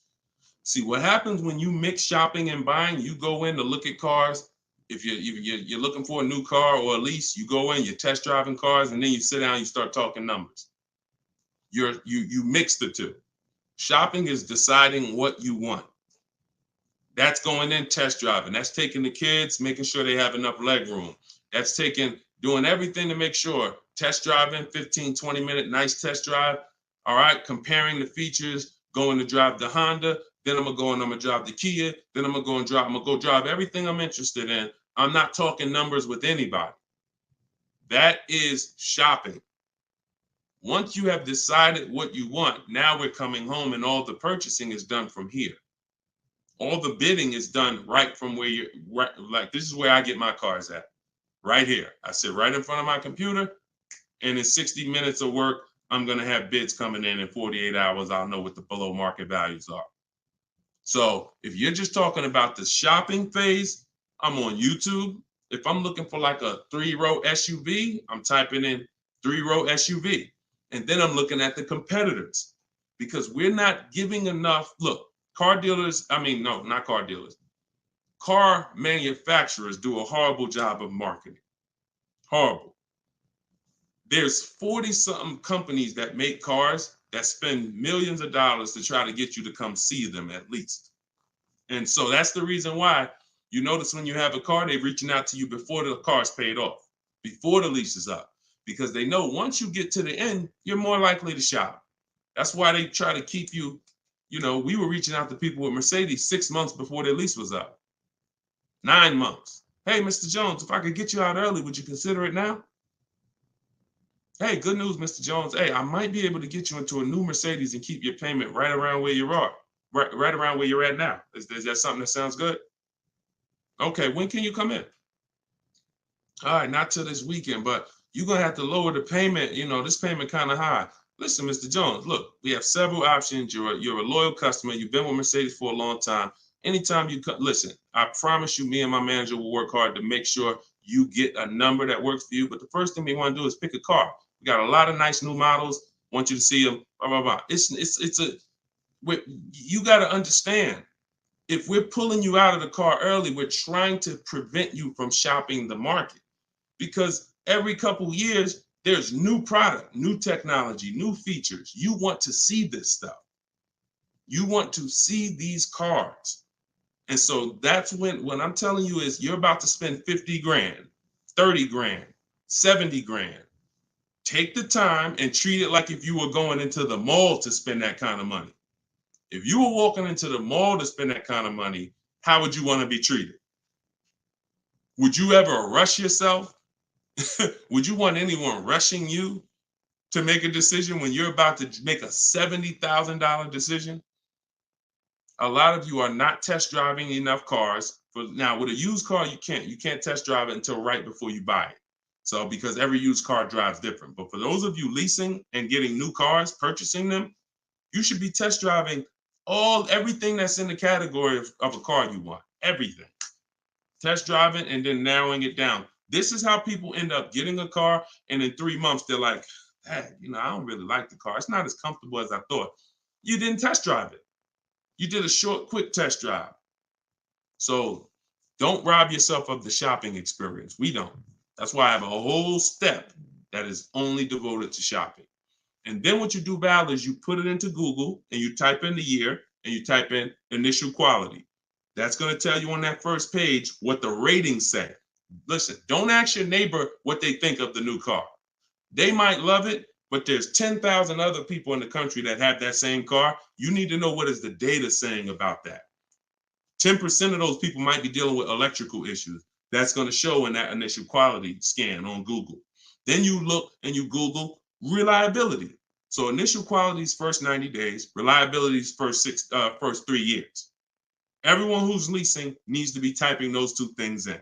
Initial quality, skim the articles, look for any red flags, then do the same thing for reliability. Those of you who are purchasing, you should be doing longevity. And that's going to tell you if the car has transmission problems later on. That's going to tell you what the engine is rated to do. These are 5-minute exercises that will save you from getting a Maserati that's in the shop every 3 months. So that's the shopping process, Val. And don't cheat yourself of it. Don't shortcut it. Take as much time as you need in that part of the process. Because once you decide what you want, getting offers is quick. If you're doing it my way, getting offers is literally 60 minutes. So don't rob yourself of shopping. All right, good question. Go ahead, Dolan. One thing I will not do is sign anything to test drive. If anybody ever, keep that question up. If anybody ever makes you sign something to test drive, first of all, and I have a particular way I set up a test drive. In my book, I teach you how to call a dealer, ask for the most experienced salesperson, the guy everybody loves, the person everybody loves, and you set up the test drive with that person. You set up a random test drive or you walk into, you don't know who you're going to get. You might get Lou Ricardo. He only been there for 2 months. He made $10,000 last month. He hungry. He feeling like he could do no wrong. Even when he lies, he's not going to get caught. And that's the guy you're dealing with. You got to set up everything is a system. Nothing is left to chance when you're following my process. And no one who's experienced like that would ever require you to sign something before you test drive it. Driver's license, I have your information. I have your email. Okay, that's what we need. All this other stuff is just a trick to lock you in. It's ridiculous. Okay. All right. This one's from YouTube. Deshone, I got equity now at the end of my lease, but I got a third-party restriction. How can I sell it to a dealer without buying a new one? Separate the transactions. When Dave came in, Dave was the first person who used this strategy back in 2021. And he joined me because he said, look, I had a BMW. As soon as I found out how to get around this, that made me like $1,500 to $2,000 more because I had the third-party restriction. You call, we speak to used car managers, and you're going to get bids from used car managers. Hey, I got a car. I'm looking to sell it. I have a specific script in my book, but hey, I'm looking to sell it. And, can I give you some information about it? And you give me an offer. And we want to get at least 3 offers. It's a relatively new car, 2-3 years old, and that's it. You're having conversations and you're getting offers. These guys, their job is to buy cars. So, but that's independent of who you're getting the car from. So if I talk to a guy and he was like, look, I like your car, I can pay you this for it, I'm going to tell him, look, okay, I'm about to shop for my new car. I'm looking to have that deal done in a couple weeks. And as soon as I make that deal and schedule the delivery, I'll call you and I'll drop off this car to you. Now he's going to say, well, if too much time passes, I might have to look at it again. No problem. Understand. If 2 months pass, then yeah, I would keep in touch with him and be like, hey, I'm still shopping. Do you need to take a look at it again? Just so the person, I'm always, anyone who's listening to me, who uses my stuff, they're always locking up equity in who they're going to sell the car to before they focus on the new car shopping. Before. Equity needs to be, because that's a bidding process. I've already gone through the bidding process. I know who I'm giving my old car to. Now I'm on to my next car. I'm on to the replacement car. I'm on to the loan that's separate. But this needs to be locked up first, because what will happen is you've been taught, don't tell the dealer about your trade till the end. Let me tell you how horrible, who's heard that advice? And I'm gonna tell you why that's the worst advice about getting money for your trade in you could have ever listened to. Hopefully you never listened to it, but who's heard, don't tell the dealer about you that you have a trade until the end? Who's heard that? Okay, Adri said, I've heard that. Okay, who's heard that? Okay, SS, I see you on YouTube, me. Okay. This is a widespread thing. If you go on any of the negotiators' websites or whatever, or you see social media videos, they'll tell you, I'm gonna tell you why that's horrible. Because they're teaching you to shop a way where you are gonna negotiate your way to a deal. You're not sitting at home bidding. And then, so you're spending this time, and now you get the dealer to a price that you're comfortable with. All right, I like this price. Now they're telling you spring the trade on them. So what happens when the dealer doesn't give you what you think the trade is worth? What happens? Because if a dealer gave you a great price on and you don't know that because you don't have enough offers, I'm gonna continue to emphasize that. You don't know you have a great price unless you have 4 or 5 other offers to compare them to. I have a great price from you. But so now dealer says, look, I know you think your car's worth 18, but I can only pay 16. That it's max is 16. Now you're like, all right, well, listen, I'm out. Okay. Who lost there? SS, I know you walk away. I know. You lost. You just sat there and negotiated hours only to get up and walk away with no car. See, I don't know about you guys, but I'm really interested in the people who your money's just as important as your time. Time is just as important as your money. No one's going to waste my time. And I want you to have strategies where no one can waste your time. Because while you're sitting there for 2 hours and getting up to walk away, the salesman's like, okay, listen, they don't know their car's not worth 16, but whatever. Somebody else is going to buy this car. So you're going to go and do that same thing again with some other dealer. 2 hours, 2 hours, 2 hours. And I think that I guess they just know that you're comfortable spending a whole lot of time car shopping. But you don't do that. The only time you're ever going to reveal that you have a car that you might bring to the transaction is when you know you already have offers. So I don't mind once a dealer wins the bid saying, well, look, I do have this old car. I already agreed to sell it to this dealer from Kelly's Blue Book Instant Cash Offer. But if you could match it or beat it, I'll give you the car. That's different. Because you're not going to stop my deal. When you do it like that, no one stops your deal. No, you know what? Hey, that dealer that's paying you that's a good offer. All right, no problem. I'm going to buy the car from you because you won the bid, and then I'm going to sell the car to them. And if by chance they say, you know what, that is a car I could, my used car manager says he can match that. Great, here you go. But this getting up and walking away, driving to a dealership only to find out I got to the dealership, they told me they had $4,000 in fees made up that they put. I just got up and walked away. You wasted 2 hours of your life that you can't get back, and you still need the car shop. So what you're going to find using what I teach, you'll never waste your time. You'll never waste your time. My time's just as important, man. I got 2 kids. I got a lovely wife. I want to spend time with them and people I love. not in car dealerships walking out. That's just me. If you like me, then we're gonna love working together. So go ahead, Dolan.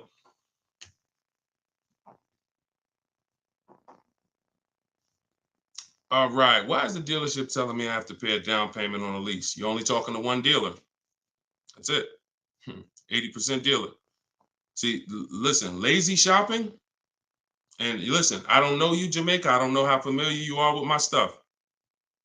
80% of dealers are overpriced. 80% of dealers are gonna lie. You're only dealing with one dealer. That's what you're gonna get. You're at the mercy of one dealer. But I'm gonna tell you something. You're never gonna get stuff like this. Total $690 a month, $54,000 BMW, sitting at home getting bids. Look, absolutely thrilled to share. I graduated. She joined my program back in 2020. Now, just so you know, I have a video program and coaching. It's the same. It's based on the book. It's 7 steps videos, 7 steps, 7 steps in the book. So, you know, for those of you who want to know about this other program, you go to my bio, you can attend my masterclass, and you can attend my free masterclass. But this is what happens when you bid. Look, when you get bids. This is my first time leasing a brand new car. Got a 2023 BMW. This was last year.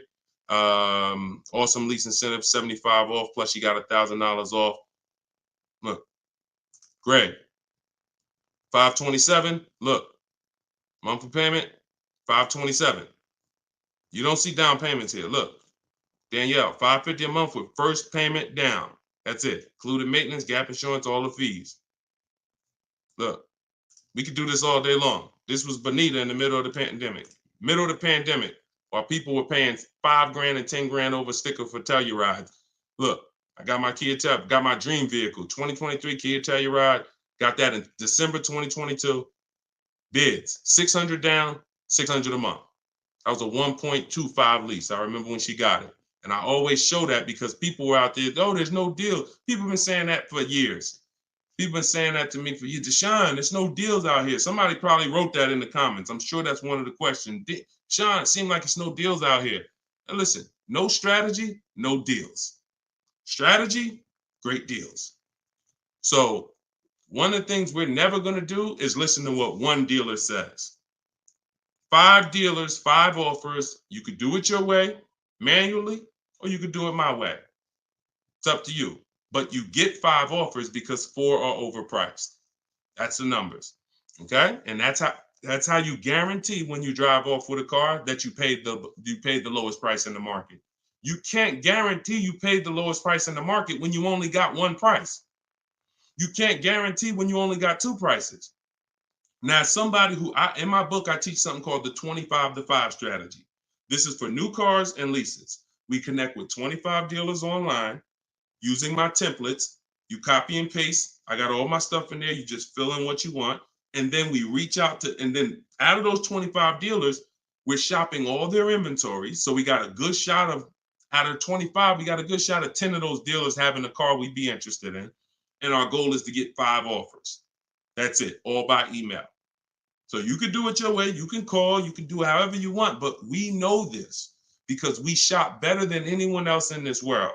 So when we're looking at all these offers and when we can say confidently 80% of are overpriced, we can talk to someone who's only getting 1 or 2 or 3 offers and tell them there's no way you're going to get great below market deals shopping that way. It's just not going to happen.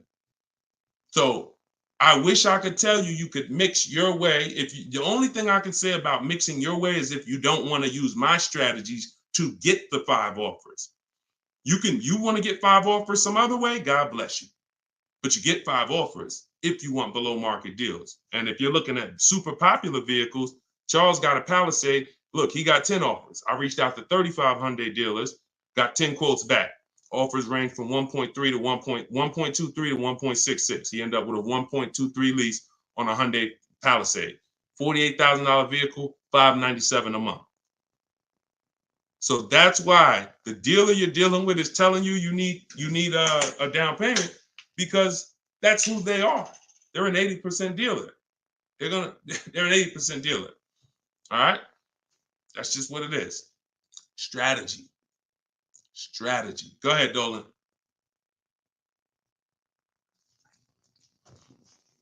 All right. TikTok. Miss Brooklyn. How much is a good price under MSRP? It's going to be different for each car. It's going to be different for each car. There's no way for you to know this. No way for you to know this. Look, Eddie got a Toyota. He got $2,086 under MSRP. You don't know what the bottom is without offers. Your way of shopping the old way, you're just feeling for the bottom. No way. And I'm showing you all of this so you know. Look, Kimberly got $20,000 off of Maserati a little while ago. $86,000, you see it right here, $86,000 MSRP. Their selling price to her was $66,261. Had she got excited thinking, I'm just going to make up a number. I'm just going to, if I could save $7,000 off this Maserati, that'd be great. We don't pick what the bottom is. We get enough offers and it reveals what the bottom is. You get a bunch of offers on a Toyota Camry, the lowest offer, $2,000 under MSRP. Now, Kimberly, Maserati, that car, 20 grand off. Look, Sean, $20,000 off his F-150 Lightning XLT. Look, MSRP 73, dealer discount 4,900, 15,500. Now, just so y'all know, the 80% dealers are not even going to tell you there's a $15,500 rebate. So don't think he was just looking at a bunch of offers and everyone had a $15,000 rebate. Some people tell you, okay, there's $7,500 in rebates. Some people tell you it's $2,000 in rebates. If you're sitting in front of them, what do they have to tell you that for if you don't have, you're not going to shop. The statistics show, unfortunately, average people are going to shop 2 dealers. That's statistics. That's something that we're trained on. 2 dealers. So if you're going to shop 2 dealers and you're going to shop like the average person, why the heck am I going to tell you there's a $15,000 rebate on this vehicle when you're sitting in front of me and we just negotiate? That's what you're going to get. So it's no way for you to predict where the bottom is. Look, it's no way. Look, this is Tiffany. Tiffany sent me this the other day. She used my book. She got a $44,000 CX90 Mazda 2024, $6,530 off. Look, you see it up at the top. Believe we got a good deal from what we learned from the rest of the book. This is a bid. Now, I'm going to tell you, I don't care how big the discount is. If it's from one dealer, that's not enough. Because again, the discount could look amazing. Wow, 7 grand off, 10 grand off, 15 grand off. Until you get the 5 offers minimum, what if the max was 20 off? What if the max was 25 off? I told you, I sold a Maybach when I was working for Mercedes-Benz. It had a $20,000 rebate. If a person was getting bids for the Maybach, they would have saw that they could probably save 30, 40 grand off a Maybach at that time when they were running a $20,000 rebate. But if they came in and the dealer said, all right, look, I'll give you 15 grand off. If they thought, okay, that sounds good. So you don't get to pick where the bottom is. No one does. And if you try that, you're going to lose every time. And you're going to lose by not getting to the bottom and by wondering. See, that buyer's remorse, that's wondering. Was that really the bottom? You think we could have got more money off? That's buyer's remorse. We never have that. I want you to never have that. And when you sit at home and you let these offers come to you and you look and you see 5, 6, 7 people bidding for your business, you'll never wonder. You'll never wonder again. That feeling of in your gut of, oh, I hope I'm not getting ripped off. Oh, I hope this is a good price. That's a thing of the past. You'll never have that. Okay? And you deserve not to ever have that. Stop shopping the old way. Okay? Go ahead, Dolan. Very common question, too. Yep, you did the work. This one's Nita from TikTok. Instagram, I don't see enough questions over here. Instagram, I see a couple of y'all on, but I don't see any questions. Can I oil you up? Okay, you got to get it. You always got some weirdos popping up. That's why I'm going to let Dolan pull in the questions. Sometimes I'll be reading and we get just good. All right, so Nita from TikTok. Should I be worrying about the cost of insurance when buying a car? I would look, insurance is insurance. I would use a site like Insurify or Jerry, the Jerry app. I would use a site that shops multiple companies. Insurify shops multiple companies. And some of the smaller companies that don't have the big budgets, some of you go to insurify.com tonight, you might save money. So you need to, and I'm not endorsed by Insurify right now. I just believe in the product. Look, I believe in anything that gets my favorite two words, multiple offers. Because that's how we buy everything else. That's how we buy TVs, that's how we buy electronics, that's how we buy groceries. You go in, you want some potato chips, you got 30, 40 companies competing. You got, spaghetti sauce, 10 different companies competing, trying to sell you. Oh, we're on sale this week. Blah, blah, blah. It's always multiple offers. So any tool that gets multiple offers, I love it. So Insurify.com or the Jerry app. Yeah, insurance is insurance. J Love, how's the market looking? Watch the earlier broadcast. We answered that. That was pretty much, I think that was the first question in the show. So you could go to YouTube, watch the rebroadcast, and you'll see the answer to that question. Go ahead, Dolan, shoot that next one out.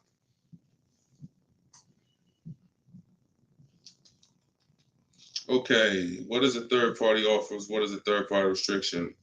Third-party restriction is a restriction in your lease contract that says you cannot sell direct to a used car buyer other than a dealership of the same brand. So we get bids from Carvana, CarMax, Driveway, Kelly's Blue Book Instant Cash Offer, Car Gurus, and AutoNation.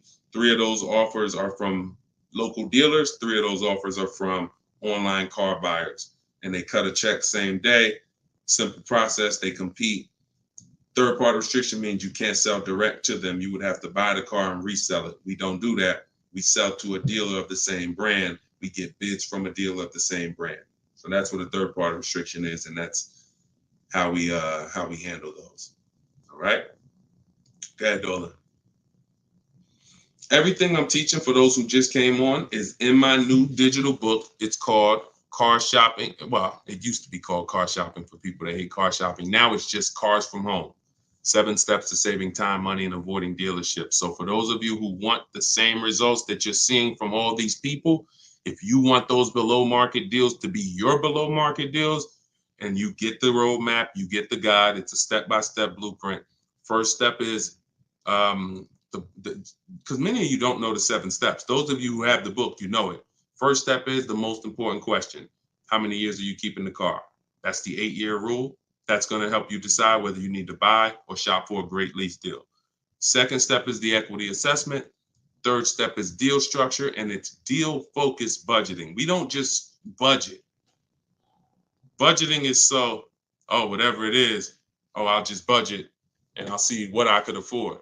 No, we budget for a deal. You need to know what a deal. When I'm budgeting for a lease, I'm budgeting to see if the lease is great, this is what it should cost. If I'm budgeting for a purchase, I'm budgeting, this is how much a great deal should be. I'm coming up with my max offers way before I ever go look at cars. So that's day 3. That's step 3, deal structure. Step 4 is shopping, not buying. Step 5 is multiple offers. That's when we're in the market.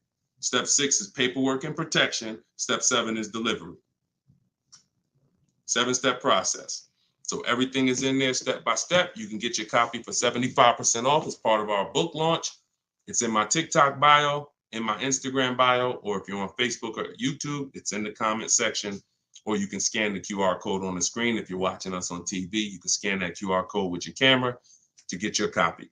Be in your inbox in 5 minutes. Okay, this is Wes from Facebook. How do you feel about vehicles that are well over MSRP? Don't. See, I mean, if you guys can't see that you need help, because the language you're using is really desperate language.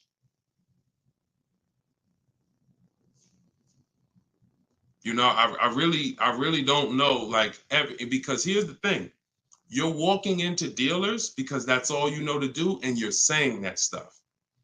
Vehicle I'm interested in selling almost 20 grand over MSRP. I remember when the new Broncos came out a couple years ago during the pandemic, and people were paying 10 grand, 20 grand over MSRP for them. And when our first person got a Bronco with no markups, everyone who paid 10, 20 grand, 5 grand, 2 grand over at that time, money's out the window dealing with 80% dealers. And then you go in and you say this stuff that just works against you. Oh man, yo, you go into another dealer. Hey, what's this? Oh, y'all got, how much y'all asking for this? Well, we're asking 10,000 over sticker. Oh, okay, that's better than the other deal. This other deal I was in, they was asking 20 grand over sticker. Negotiating against yourself. How you gonna turn around and ask me for money off when you just said that the price, because I'm 10 grand over, I'm good. Oh man, you only 5 grand over stickers. Man, you all right, this is good because the other one was 20 grand over sticker. Okay, so don't ask me nothing about my 5 at all. You interested? Because yeah, let's talk. What's the payment like doing this? All right, come on, have a seat here. This is you going out with the cleaver in your head. I don't know how else to tell you. Like, sometimes I'm nice. I'm a nice guy. I wouldn't be doing this if I wasn't a nice guy. This is what God put me here to do.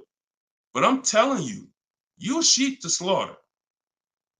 If you don't learn this strategy, you are a sheep to slaughter, and every single time you buy cars, you're overspending by that. You go out right here. Now, if you get bids and you start to see, okay, man, I could get that car not only for this. We had somebody come on the show the other day, and she said, man, I got a brand new 2024 BMW X4M, the M. And she said, I got the bids. I got 4 grand off and another 3,000 for my military. I saved 7 grand. Bids sitting at home. Some people going in the BMW dealers paying 5 grand over sticker for the brand new, newly designed 2024 M. So, any way I could get it, I'll break down the numbers and let you see. That sound like this guy and these people he's showing getting way different results than I'm getting. And sometimes I'm gonna just be straight up with you. You $24. I don't know. So go ahead. I don't know, because that's it. All I could do is just follow the show and listen to what we're talking about so you can understand. Go ahead. Go ahead, Dola. You can't make people. It's crazy. Like, literally, you cannot make people. Like, I could sit on here, talk to them blue in the face, talk about the money, show the people. You can't make you. I can't make y'all. So only the minority of people who are like, yo, you know what? This dude, I've been public for 3 years. If what I was teaching wasn't working, if I was scamming, if people were getting my stuff, we wouldn't be 5-star reviews. We wouldn't have 2 million followers. It would have came out a long time ago. I've been doing free master classes for 3 years. This would have been out by now. So understand, I'm fighting for your money. I'm fighting to protect your money. And I never had a book for $24. The least expensive way to work with me before my book came out was $397. I'm gonna let that sink in. The least expensive way to work with me prior to my book coming out was $397. And people didn't bat an eye. Some of you been in my master classes. You've been in my free master classes. You know, oh man, I can't work personally with Deshone. I can't get his step-by-step strategies until I invest in his program. All those people that y'all seeing been investing in my program since the pandemic. I never had something for $24 that you could get everything I teach. It took me everything because I priced the book at $97. I said, it's not fair. It's not fair that I'm going to help you save thousands and thousands of dollars and I'm charging the same price for daggone books that are talking about wizards and fairies. That's not fair. But, I got to be obedient. God told me do this, I'm going to do it. I don't know how long I'm going to do it. But for now, You can get your book you can get your book for 75% off in my TikTok bio, in my Instagram bio, in the comment section. YouTube and Facebook. TikTok, is it better to get a car loan from a credit union? No, we use a process. Everything we do is bids. So if you're new to this, we use a process called the bank bidding war, where it's 3 rounds. So before we look for a car, if I'm looking at a Honda, first thing I'm going to do is see, does the Honda I'm looking for have any special interest rates? 0%, 0.99%, 1.99%. That's going to eliminate my needing to shop for any bank loans, because a special subvented interest rate is like a finance rebate. They're giving you rebates in the form of financing. So no one can compete with that. So once I do round 1, if there's no special interest rates, now we start getting our bids for the car. Or if I'm looking for a used car, we start, shopping the marketplaces, narrowing it down to the ones that are going to be the best value. And then once we see who wins the bid, we find our car, we lock up that car, and then we go and we start round 2 of the bank bidding war, which is going to be our credit union, our banks, online lenders, going online and letting everyone access our credit with a hard pull. Because if you do this right, this weighs on your credit just like one hard inquiry. So if one hard inquiry drops your score 10 points, you could have 20 hard inquiries in this 48-hour period, and it's going to drop at the same 10 points. So we do that, and whoever gets the best rate, whoever makes us the best offer from round 2, then we call the dealership and we give them an opportunity to beat it, and that's round 3. The dealers have 7, 10, 15 banks. Any of their banks can beat it. That's the bank bidding war. Everything we do is a bid. There's no price assurance shopping the old way. Not only are you overpaying, even if you get a good deal, you're going to question it because you don't have enough offers to compare it to. Once you have enough offers, I had 10 banks compete for my business. I know I got the best rate. We need to know. That's the name of the game. Price assurance, guarantees. These are words that you haven't had in your car buying experience. I'm guaranteeing. If I ask any of these people here that I showed you, Tiffany with the Mazda earlier, Sean with the $20,000 off his F-150, Charles with his Palisade lease. If I asked any of these people, if you said, hey, look, are you willing to bet me $500 that there was no better offer in the market that you could have got, they'll all take the bet. I'll take the bet. But if I asked you, and I took listen, what's the last car you bought?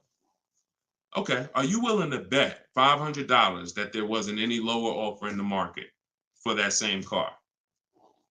Would you take the bet?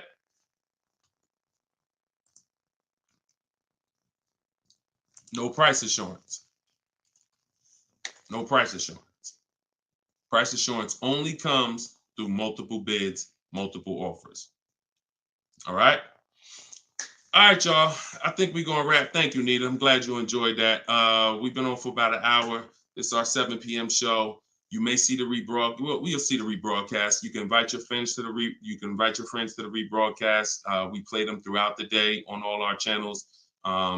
Everything I'm teaching is out of my book. You guys know that. If you want to attend my free masterclass, we have a link in the comment section for you. It's called Everything You're Doing Wrong, Buying, Selling, and Leasing Cars. It's about an hour. So you could go there. Hold on. We're going to wrap, Dolan. Man, I'm tired. I'm tired, man. We'll wrap an hour and 2 minutes, man. Everybody can come back, join us on another live show because we got tons of questions. We could never get through all the questions. Once the stream starts heating up, we can't get through all the questions. So if you want to attend my free masterclass, it's a link in the comments, or if you're on Instagram, there's a link in my bio. You can attend. It's an hour long, and then we do Q&A after. And then if you, of course, want the book, you guys know where it's at, in the comment section or in my bio. Other than that, I'll see you all on the next show. Shout out to everybody who joined, and it was good to see you all. All right, I'll see you all on the next stream. God bless you.